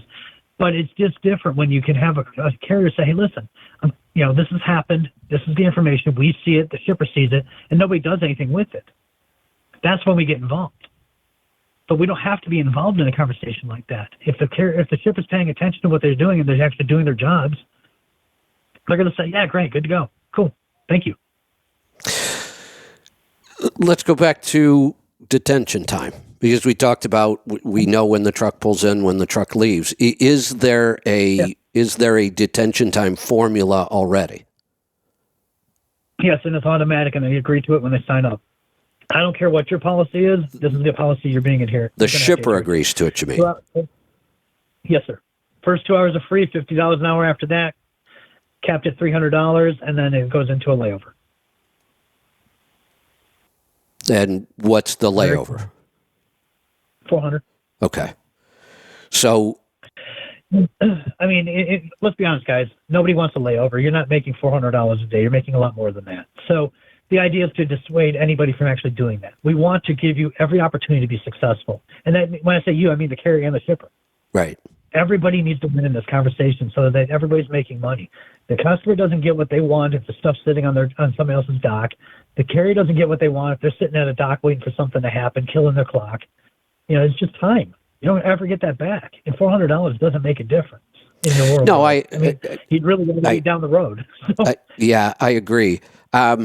There's some interesting psychology behind this. These are bigger numbers, but the psychology was the same. I thought this was interesting. I don't even remember what book I read this in, but they talked about, and they were just giving an example of a daycare center, that you had to pick your child up by 5 o'clock or whatever the time was. I don't remember the exact time. And Right. people were late. I mean, it just happens. It's life. You try to do the best you can, a traffic accident, whatever, people were late. So they implemented a late payment fee. Mm-hmm. And when they did, people being late tripled. Yeah. You gave them a pass. Yeah. This is what it's going to cost for the problem. Because when people were just late and somebody had to sit there and wait for that parent to show up, the parent felt really guilty. So they would try hard not to do that. That's human nature. But the minute there was a fee involved, now I'll be as late as I want because I'm paying for this. They're getting compensated. Right. Mm-hmm. Yeah. You talk about the psychology. That's why we have carriers post their own lanes. We want to remove negotiation from the conversation altogether. And we also allow the site to be multilingual. So, if you feel comfortable in Spanish, no problem. We present it in a way that's going to be easiest for people to digest. Got it. A lot of that has to do with the different walks of life people come from. So by removing negotiations, we don't have any of those problems. Your rate is the rate. I'm sure as a broker, you have a load and okay, what's your rate? Carriers typically don't want to just come out of the box with a number. Psychologically, they don't want to feel like they've been taken advantage of. No, To say, my rate is this. And they're like, okay, great, I got a good deal. And they're like, oh, man, I left money on the table. So they never really want to say that. Well, what's your best rate? Which is, quite honestly, one of the dumbest things I hear all day long. What's your best rate? Right. The best rate is whatever I want it to be. Yeah, wow, exactly. In all fairness, guys, I want you to come out of the box because I want you to set the pace for yourself. If you say something ridiculous, I know the conversation's over. Right. Right. And so by doing this a different way, we remove that bottleneck. Now we no longer have anybody feeling dumb. If you want to say something crazy, but you're the only truck out there, and you don't know if you are or not, we've got some different things we're looking at putting together. But we want to really make sure that there isn't predatory rates being offered also. So I say that because right now we have an industry that allows for predatory rates. And what I mean Predatory by which that way? is that in both ways. Both ways. Right now, capacity is very loose in most areas, and carriers are really struggling in some cases. I mean, I can tell you from our vantage point, we don't actually abuse carriers. We offer a very fair rate for everything that we do. And, you know, when I say fair, I mean, we have people that own trucks and go, yeah, I could do that. You know, I mean, like we're pressure testing the stuff that we do. And we don't offer what's normally on the board. A lot of times we'll offer more because we have very good relationships with our customers. But when the market shifts, you can really you have a better understanding of your relationship with that carrier when all of a sudden they start telling you double what you were paying 6 months ago. And some of them have actually said, yeah, now it's our turn to get the money back. That's what I mean by predatory rates. There's like this imaginary pendulum that swings. Right now it seems to be swinging towards the brokers, but I don't think it really needs to be like that. Well, how are you going to stop that if that is determined by supply and demand? When you blindly put a load up, right? Like if you have a truck, and like I said, you know, we used Miami, Dallas, and LA in the example. If you know the rates to these locations, you're going to feel confident in that. If you want to ask for more, you can ask for more. If you feel like you're going to be able to get more, you should ask for more. But ultimately, what's going to effectively happen here is you just won't be selected. Correct. So it becomes kind of a mob rule situation. The market will be dictated by the carriers that are performing at a high level and have similar rates. I'm not sure I agree with that. Why? Okay. And here's why. I actually think the carriers performing well are the smallest part of the market. I think, unfortunately, many of our rates are dictated by poor performing carriers that are just trying to survive. I agree. And that's why we don't let them on the site. Yeah, and there's KPIs that not everybody can be invited to work with lower models. Okay. You have to be in business for at least a year. You have to have what is it? Inspections. Sorry, I was drawing a blank here. You have to have inspections. You have to have the right insurance. There's a lot of things that have to happen. And any carrier that goes on there, we're very transparent. So before you set up, it gives you the list of things that you have to have. So if you get rejected, it's likely because something's missing. And you know what we're finding is somehow a lot of carriers are not have their insurance is not updated with the FMCSA, so they get bounced. And so what happens is we get a notification on our end, and I look at this stuff and I go, okay, well, wait a minute, you know. In fact, I've sent about 6 of them out over the weekend to just say, hey guys, you know, let me request your insurance. We'll get you updated, and then you'll be invited to do this again. I've looked you over. It's just the insurance. It's not a big deal. I see what the problem is, and we fix it. Got it. You know. All right. So one more question. We're trying to make a perfect system in an imperfect environment. Absolutely, no doubt.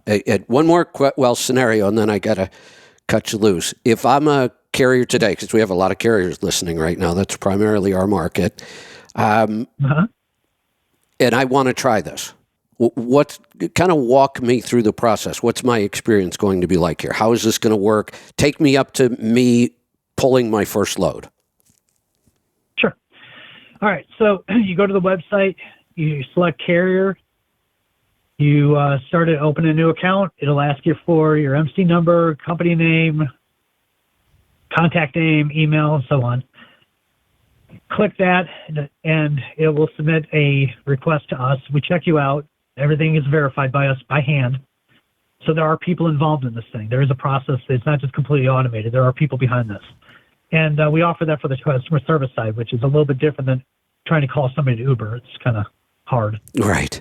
So that was a joke, Kevin. No, that is a factor. There's no doubt. Yeah, so, you know, high level of communication is the thing that's setting us apart also. It's not completely automated. There's a human touch. All right, I just want to emphasize this. But getting back to the setup process.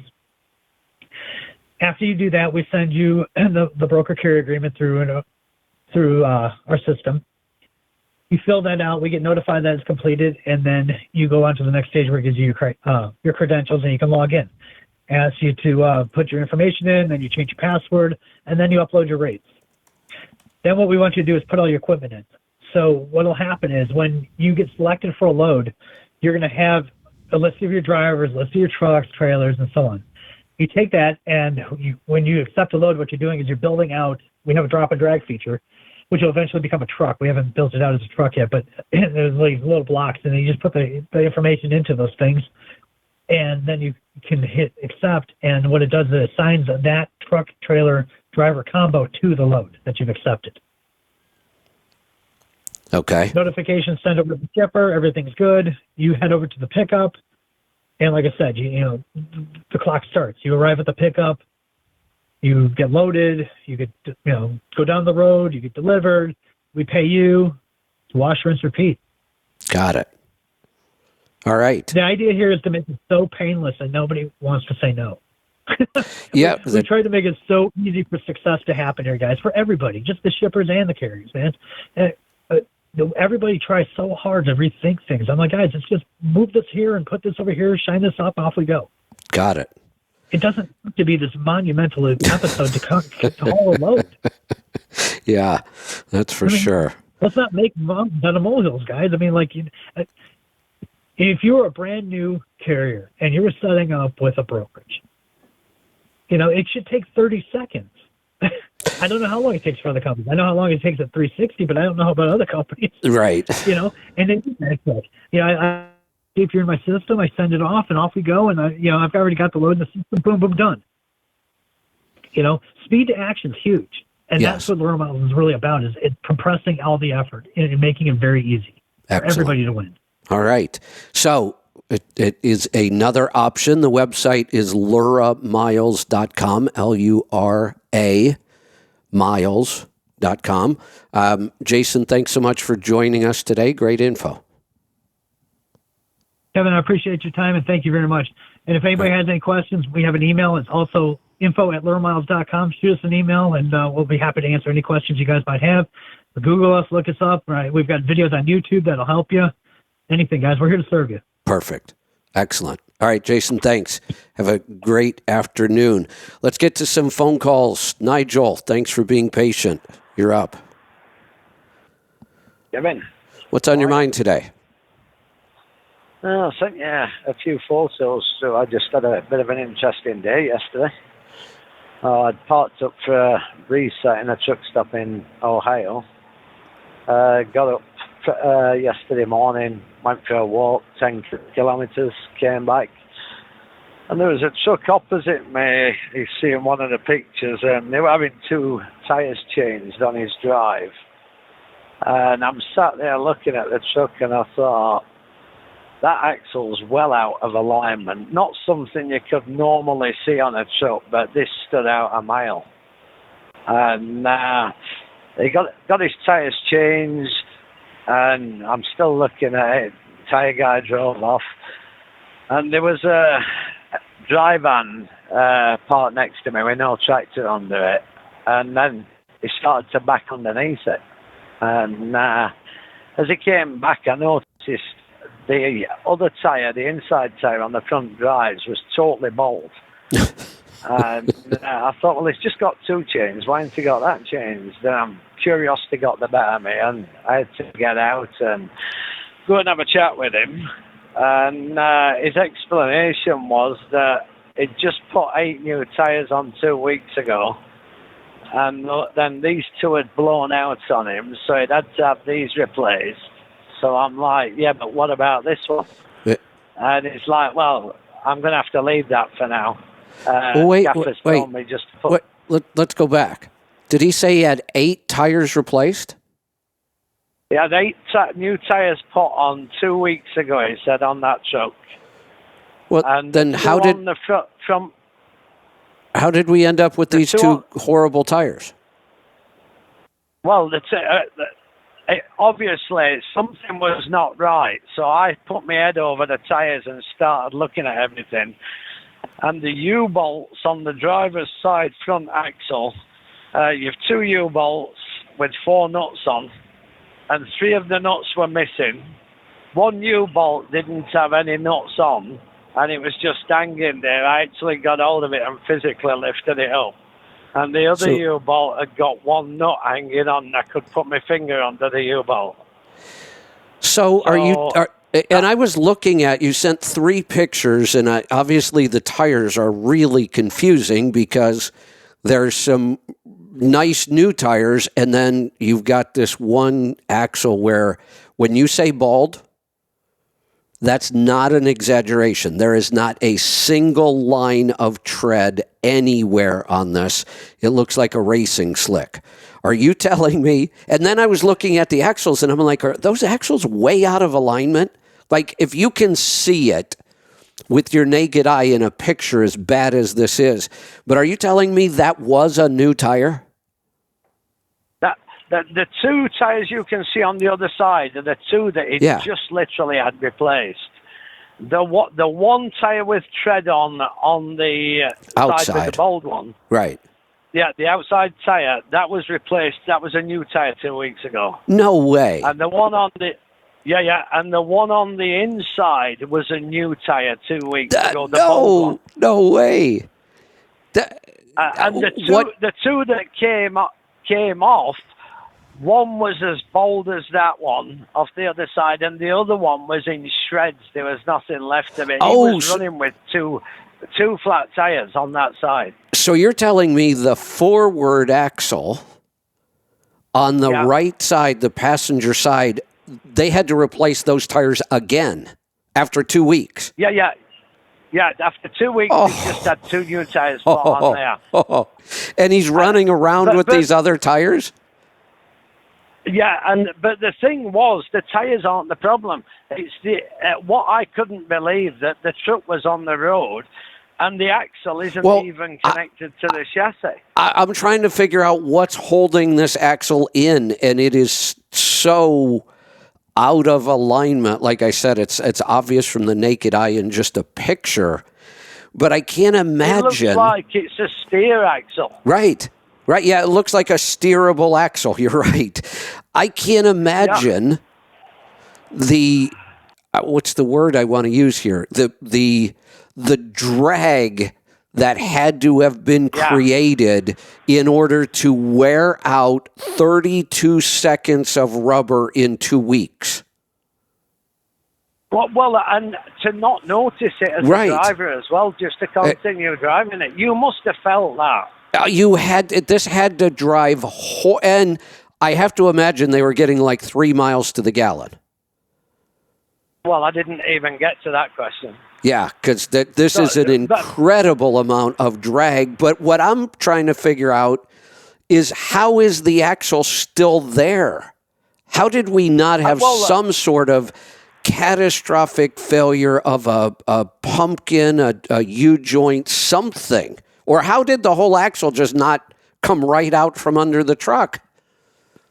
Well, that's what I was concerned about, and it was something I was expecting happening pretty soon. Yes. You know, you'd got 4 nuts on the driver's side holding the U-bolts on, and 1 on the passenger side that were ready for letting loose. And as soon I can't imagine how that drive line's That's what I mean. Not shattered. How has the drive line held up to this? And not took all the gears out in the pumpkin and everything. Now, there must have been some serious vibration. And so I said to the guy, I says, "You're not thinking of actually coupling up to that trailer and going out on the highway, are you?"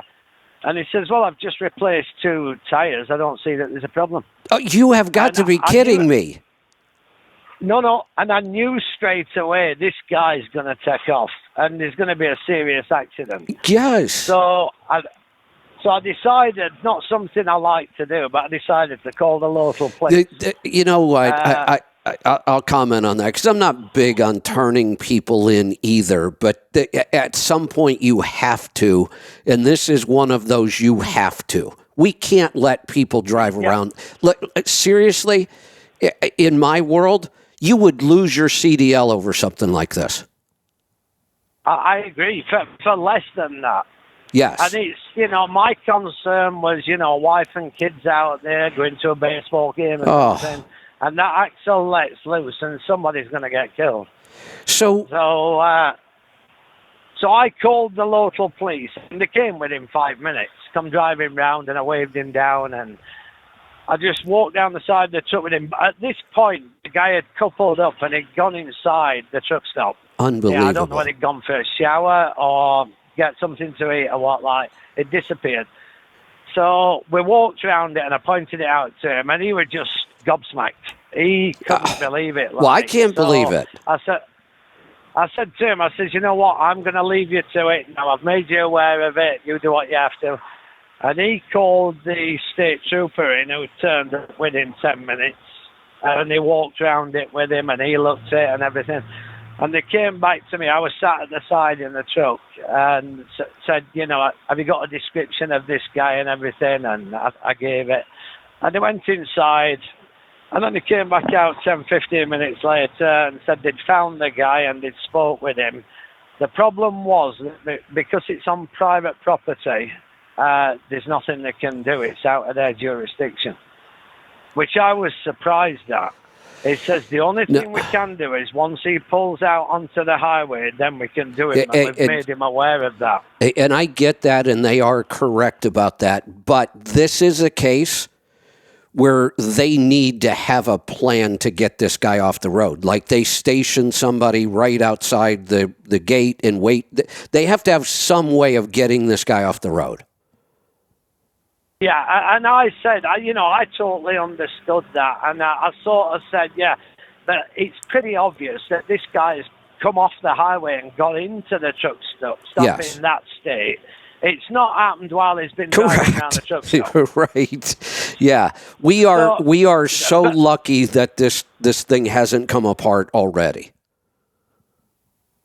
So I actually moved. I didn't feel then comfortable, let's say, staying there overnight last night.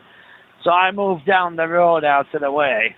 But this morning I went for a walk and I walked past and the guy was still parked up there. So whether, he decided I'm not going anywhere or anything, I don't know. But yesterday I did decide to do a little bit of a Google search on the company with the DOT number. Good. And just to see what their history was. And I was surprised. The company has 2 trucks, 2 drivers. They're out of Minnesota. And they actually went into business. They got their MC number on the 24th of February this year. No way. Really? Yeah. Oh, unbelievable. So with that, I'm not sure whether it's a new company that's set up, or I also thought, is it a company that's been put out of business because of maintenance and started up in another name under another MC number? My guess would be the latter. This may be, not maybe, this is one of the most shocking mechanical violations I have ever seen a truck go down the road with. I agree. To be just thinking of following something like that and seeing it in that state, I'd be pulling off the highway. You would almost, I would almost think you would be able to see the rubber pieces hitting your windshield. He's scrubbing so much rubber off this tire. Here's the other thing we have to think about. I can't see the brand of these tires. Do you remember what they were? I didn't, but I did notice. I saw the label as it backed up that was still on the tires, and they were recaps. Okay. It was hard to even tell that. But even recaps aren't cheap today. They just wasted an incredible amount of money, and they're about to do it again because he just put 2 more new tires on there. Yeah. But here's the thing. Yeah. What? The mechanical problem is a real problem. But anybody that is going to pull out onto the road with that tire, just that tire alone, should lose their CDL. I agree. Yeah. I wouldn't even, for my own peace of mind, if I was, it would never happen. But if I jumped in a truck as a company driver, and I was given that truck, assigned that truck, I wouldn't be going anywhere around home. Quit. I would quit in a heartbeat if anybody asked me to drive a truck like this. I've driven some trucks that certainly don't meet, all the standards. But nothing that even comes close to this level of dangerous. Yeah. No, it's like I say, you don't like reporting anybody and phoning in. I just thought. No, you did the right thing on this one. I to. would have done the exact same thing. We cannot allow trucks like this on the road, and we can't allow drivers like this in the industry. Well, and that's the other thing, like you've been talking about this morning. You know, the way the economy is going, how many more trucks are running about like this, where they're cutting corners when it comes to maintenance and that. How many more dangerous vehicles are on the road? Well, I could make an argument that I could have fixed this axle cheaper than what they just wasted in tires. This is just stupid decisions. It's a simple case of jacking it up and just putting new U-bolts in and torquing them up, and your problem, getting your alignment checked, and your problem solved. We could have solved this for a couple $100, and they probably spent a couple thousand in tires, and then they just bought 2 more. And they're looking to just keep putting tires on it. Until the drive shaft finally breaks. You know, who knows? It's going to cause a lot more problems mechanically and that, like. But they're not dealing with the root cause of the problem. Not even close. And it's such a dangerous situation. I can't imagine how at some point, it's not going to be long. At some point, this truck is going to have a catastrophic failure. And I can't even imagine what it's going to look like, but it could be really ugly. Well, even with the truck alone, if he's out on the road on his own at night or anything, if that axle lets loose, it's got nowhere to go apart from hitting the back axle. That's what I mean. And that's going to flip that truck over. It's hard to predict what's going to happen, but it's going to be bad. It's not going to be good, Yeah. All right, Nigel, I gotta move along. You did the right thing, no doubt. No worries. Thank you very much. All right, talk to you soon. You should see these pictures. It's awful. There's a picture where it looks like Nigel, I guess, took these pictures. He would have been standing probably like right next to the passenger door, taking a picture backwards on the truck towards the 2 axles. And you can see if I can explain this right. The edge of the forward tire is so cocked that I can see the entire first tread of the tire behind it. Where if they were, I'm taking a picture straight back, so I shouldn't be able to see that. The 2 edges of the tire should be lined up. But that forward axle is cocked so bad that I can see the entire first tread, the first rib of the rear tire. That's how bad this is. Unbelievable to me that somebody is driving this. Hey, I have another question here. Who was the shop that put the tires on? They have some liability here. There is no way you should put a set of tires on this truck. If I were a shop, I would tell them no. I'm not putting tires on this axle until you get this axle fixed. And it's obvious there's no way you could miss this. And he said the tire was shredded. I just, this is hard to believe. All right, we're going to go to some calls. Let's go to Texas. Paul, welcome. Howdy. I think I know the problem there. It's the loose nut behind the wheel. Yeah, there are way too many loose nuts on this truck. It's missing some nuts. The driver might be missing nuts too. Or maybe he's just got up here if he's that brave enough to drive it. Something. Yeah, you're right. He's got a big brass pair if he's willing to drive this thing. Yeah. So I left home last Thursday. I've been doing some different stuff. We got a spot buy on some monster Ford pickup trucks mostly. Okay. So I loaded Thursday night, delivered Friday morning. Only went 150 miles, about $1,300. Went back, loaded another load Friday, delivered it Friday. Went back, loaded another load, delivered that Saturday. Went back onto my regular stuff that goes to South Texas, loaded yesterday, delivered today. I'm going to go and load another one of these monster Ford pickup truck loads that goes about 100 miles and pays about $1,100. So I'm getting like between $8 and $11 a mile. It's only got short miles, but Yeah. if you do two of them in a day, $2,000 is, and there's a lot of profit in this. Yeah, there is. So, so I'll load tonight, deliver it in the morning, and then I'll go grab my load that'll take me back home, and I'll be home on Wednesday, and it'll probably be about a $12,000 Nice. in 6 days. So Nice. Yeah. What freight So, recession? rates at the moment are pretty good. Yeah. Yeah, that's what I was asking. What deflated rates? No, Yeah. I got inflated rates. So, Yeah, that's crazy. but when you get four F-250 four-door with an 8-foot bed pickup trucks on them, it fill up the deck really fast. Oh, I'll bet. Yeah. Less Yeah. work for you, though.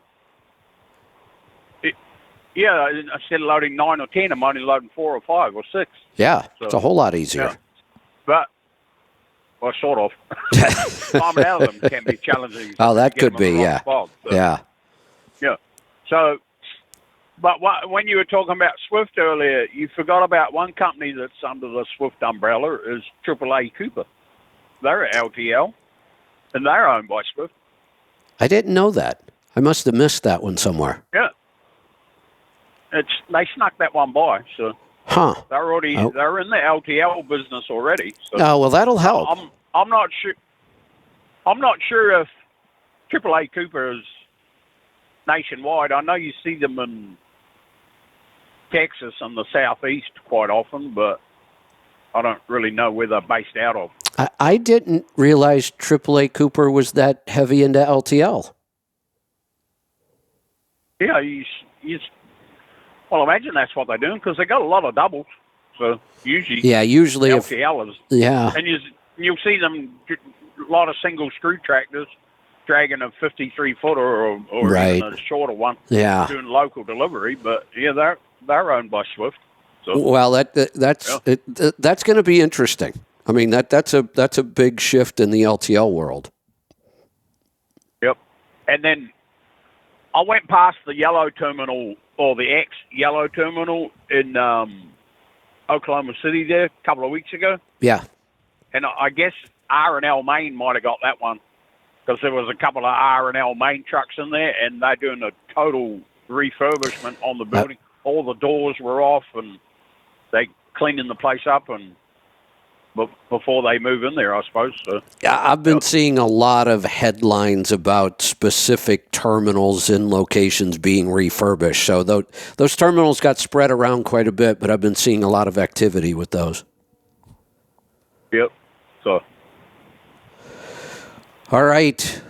Sounds good. Tony, Thanks for the call. Got to move along. We're going to go to BC this time. Mart, welcome to the program. Good morning. What's on your mind today? Well, I got a dilemma. Okay. I own a 2013 Mac. I bought it 3 years ago for $8,000. Put about $25,000 into it, and it runs good. And I was thinking of maybe selling it and buying a newer truck. Okay. But I'm not sure if it's worth. I have about $70,000, $80,000 allocated for that. It's sitting in the bank right now, getting 5% interest. And I run about 1,400 miles a week, so I'm not a big miler. So Got it. I'm trying to think: is it worth the extra fuel mileage I'm going to save? I figure it's about $1,000 a month that I'm going to save. So. Well, let's go over those numbers to make sure that you are correct on that assumption, because that is how you're going to make this decision. I mean, this is going to be this is a math problem, and some of the numbers we absolutely know, some we have to guess at. So you're roughly doing 70 to 75,000 miles a year, correct? About that, yeah. And what did you calculate to come up with the $1,400 a month in savings? About $1,000 a month. What I did is I'm getting, right now my lifetime average is 6.99. Okay. And I think if I get a newer Volvo or Freightliner with what I run from Vancouver, British Columbia to Portland. Okay. I'm going out, I'm loaded, I'm grossing 60,000, coming back empty. Oh, okay. So yeah, we could do 10 miles to the gallon. Yeah, I figured it at 9. I was being conservative at 9. So I figured at 2 miles to the gallon.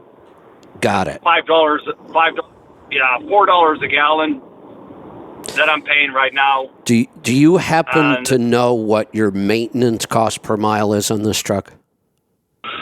You know, I do not. Okay. I started tracking it in fuel gauges a little while ago. I've run the truck for 2 years steady now, and I'm up in Canada, so I got to convert it to U.S. dollars. So about 22,000 U.S. From when I bought the truck for $8,000. Yeah, that's a little deceiving though, because we know you bought a truck that needed a lot, and it's a great way to buy a truck. And then put the money into it, but we can't really use that calculation going forward because I don't think you're going to be anywhere near that number. All right, let's approach this a different way then. Right now, with your current truck and your current model of expenses, how are you doing? I mean, just in general, do you feel like there are some months you're worried about paying the bills, or are you pretty well off? No, we're doing well because it's a dedicated haul. So I know for the next 2 years exactly what I'm going to be doing. Okay. And we have a fuel surcharge in place, so fuel is not an issue. Got it. Because we'll just up the fuel surcharge when it comes up. And I do have the ability to pick up extra freight if I want to, and I do sometimes. Yeah. No, so I think that makes this decision pretty easy. You've done the numbers. We don't necessarily have great numbers on maintenance, but I don't see it being a huge problem. To me, if you go buy smart and we get a truck that will get us, 9 is a good number to shoot for. I would budget on that same thing. There's a good chance we might get 9.5. And 9.5 changes the calculation quite a bit. I mean, this to me is almost a no-brainer. Buying another truck is it's hard to argue against it. I mean, yours is now more than a decade old. Your fuel mileage is okay. Nothing to get too excited about. We could start to see maintenance issues, emissions problems on that truck. I think buying a newer, well-spec'd Volvo that could get us into that 9 range makes sense. Yeah, because I am a Volvo fan. I've been a Volvo fan since 1992. Ah, there you go. Me too. It was about the same time. European guy, we got to stick to what we know, right? That's right. No, that makes sense. I want to do this for another 4 years full time. Right. And then I want to drive part time, right? because we're into betting plans, stuff like that. So I want to hit the seasons, take the summer off.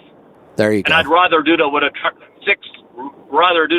that's 6 years old than 20 years old. And that makes sense. And in 4 years, you can easily get a nice truck paid for. So you go into that part-time work without a payment and good fuel economy. Yeah, because I was kind of thinking I have about $80,000 allocated, and I've been snooping around. There is some stuff around there with 250,000 miles. That's selling right now for 100 US or 139 Canadian, right? And is it they're really? All well spec'd. Huh. That's still a pretty. So those are but that's a good value. I mean, I thought those had come down a little more than that, but you're buying in the Canadian market, though, right? I can buy anywhere. Like I'm Okay. looking right now. I'm looking everywhere. Okay. Because I have no problem going, to Texas to go Yeah. pick up a truck. You get on the plane, you drive it home, done. Yep. No, I get it, and that's the smart way to do it. No, you're on the right track here. You've got this figured out. Okay. I kind of figured that way. Just got to convince the other half.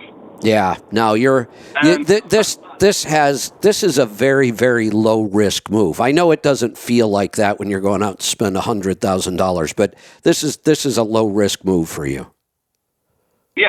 And it's been, and I've been doing this for a long time, and I kind of knew my own answer. I just figure, well, I'll just run it by you, just to, you had it I figured appreciate out. your opinion. Yep, you had this one. All right, sir. All right, good Well, talking to you. Take care. All right, we are going to wrap this up for today. We will see you back here tomorrow.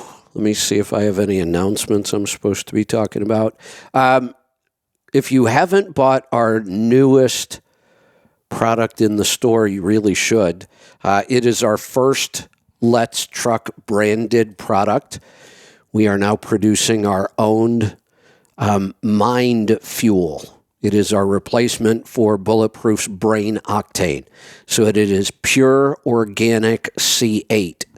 If you've never tried pure C8, you really should. If you're on a low-carb ketogenic diet, it is the fastest way and the most reliable way I've ever seen to produce ketones. If you get up in the morning, put a tablespoon or two of Mind Fuel in your coffee, you will produce ketones within an hour. I'm getting ready to test all of that again with the continuous glucose monitor.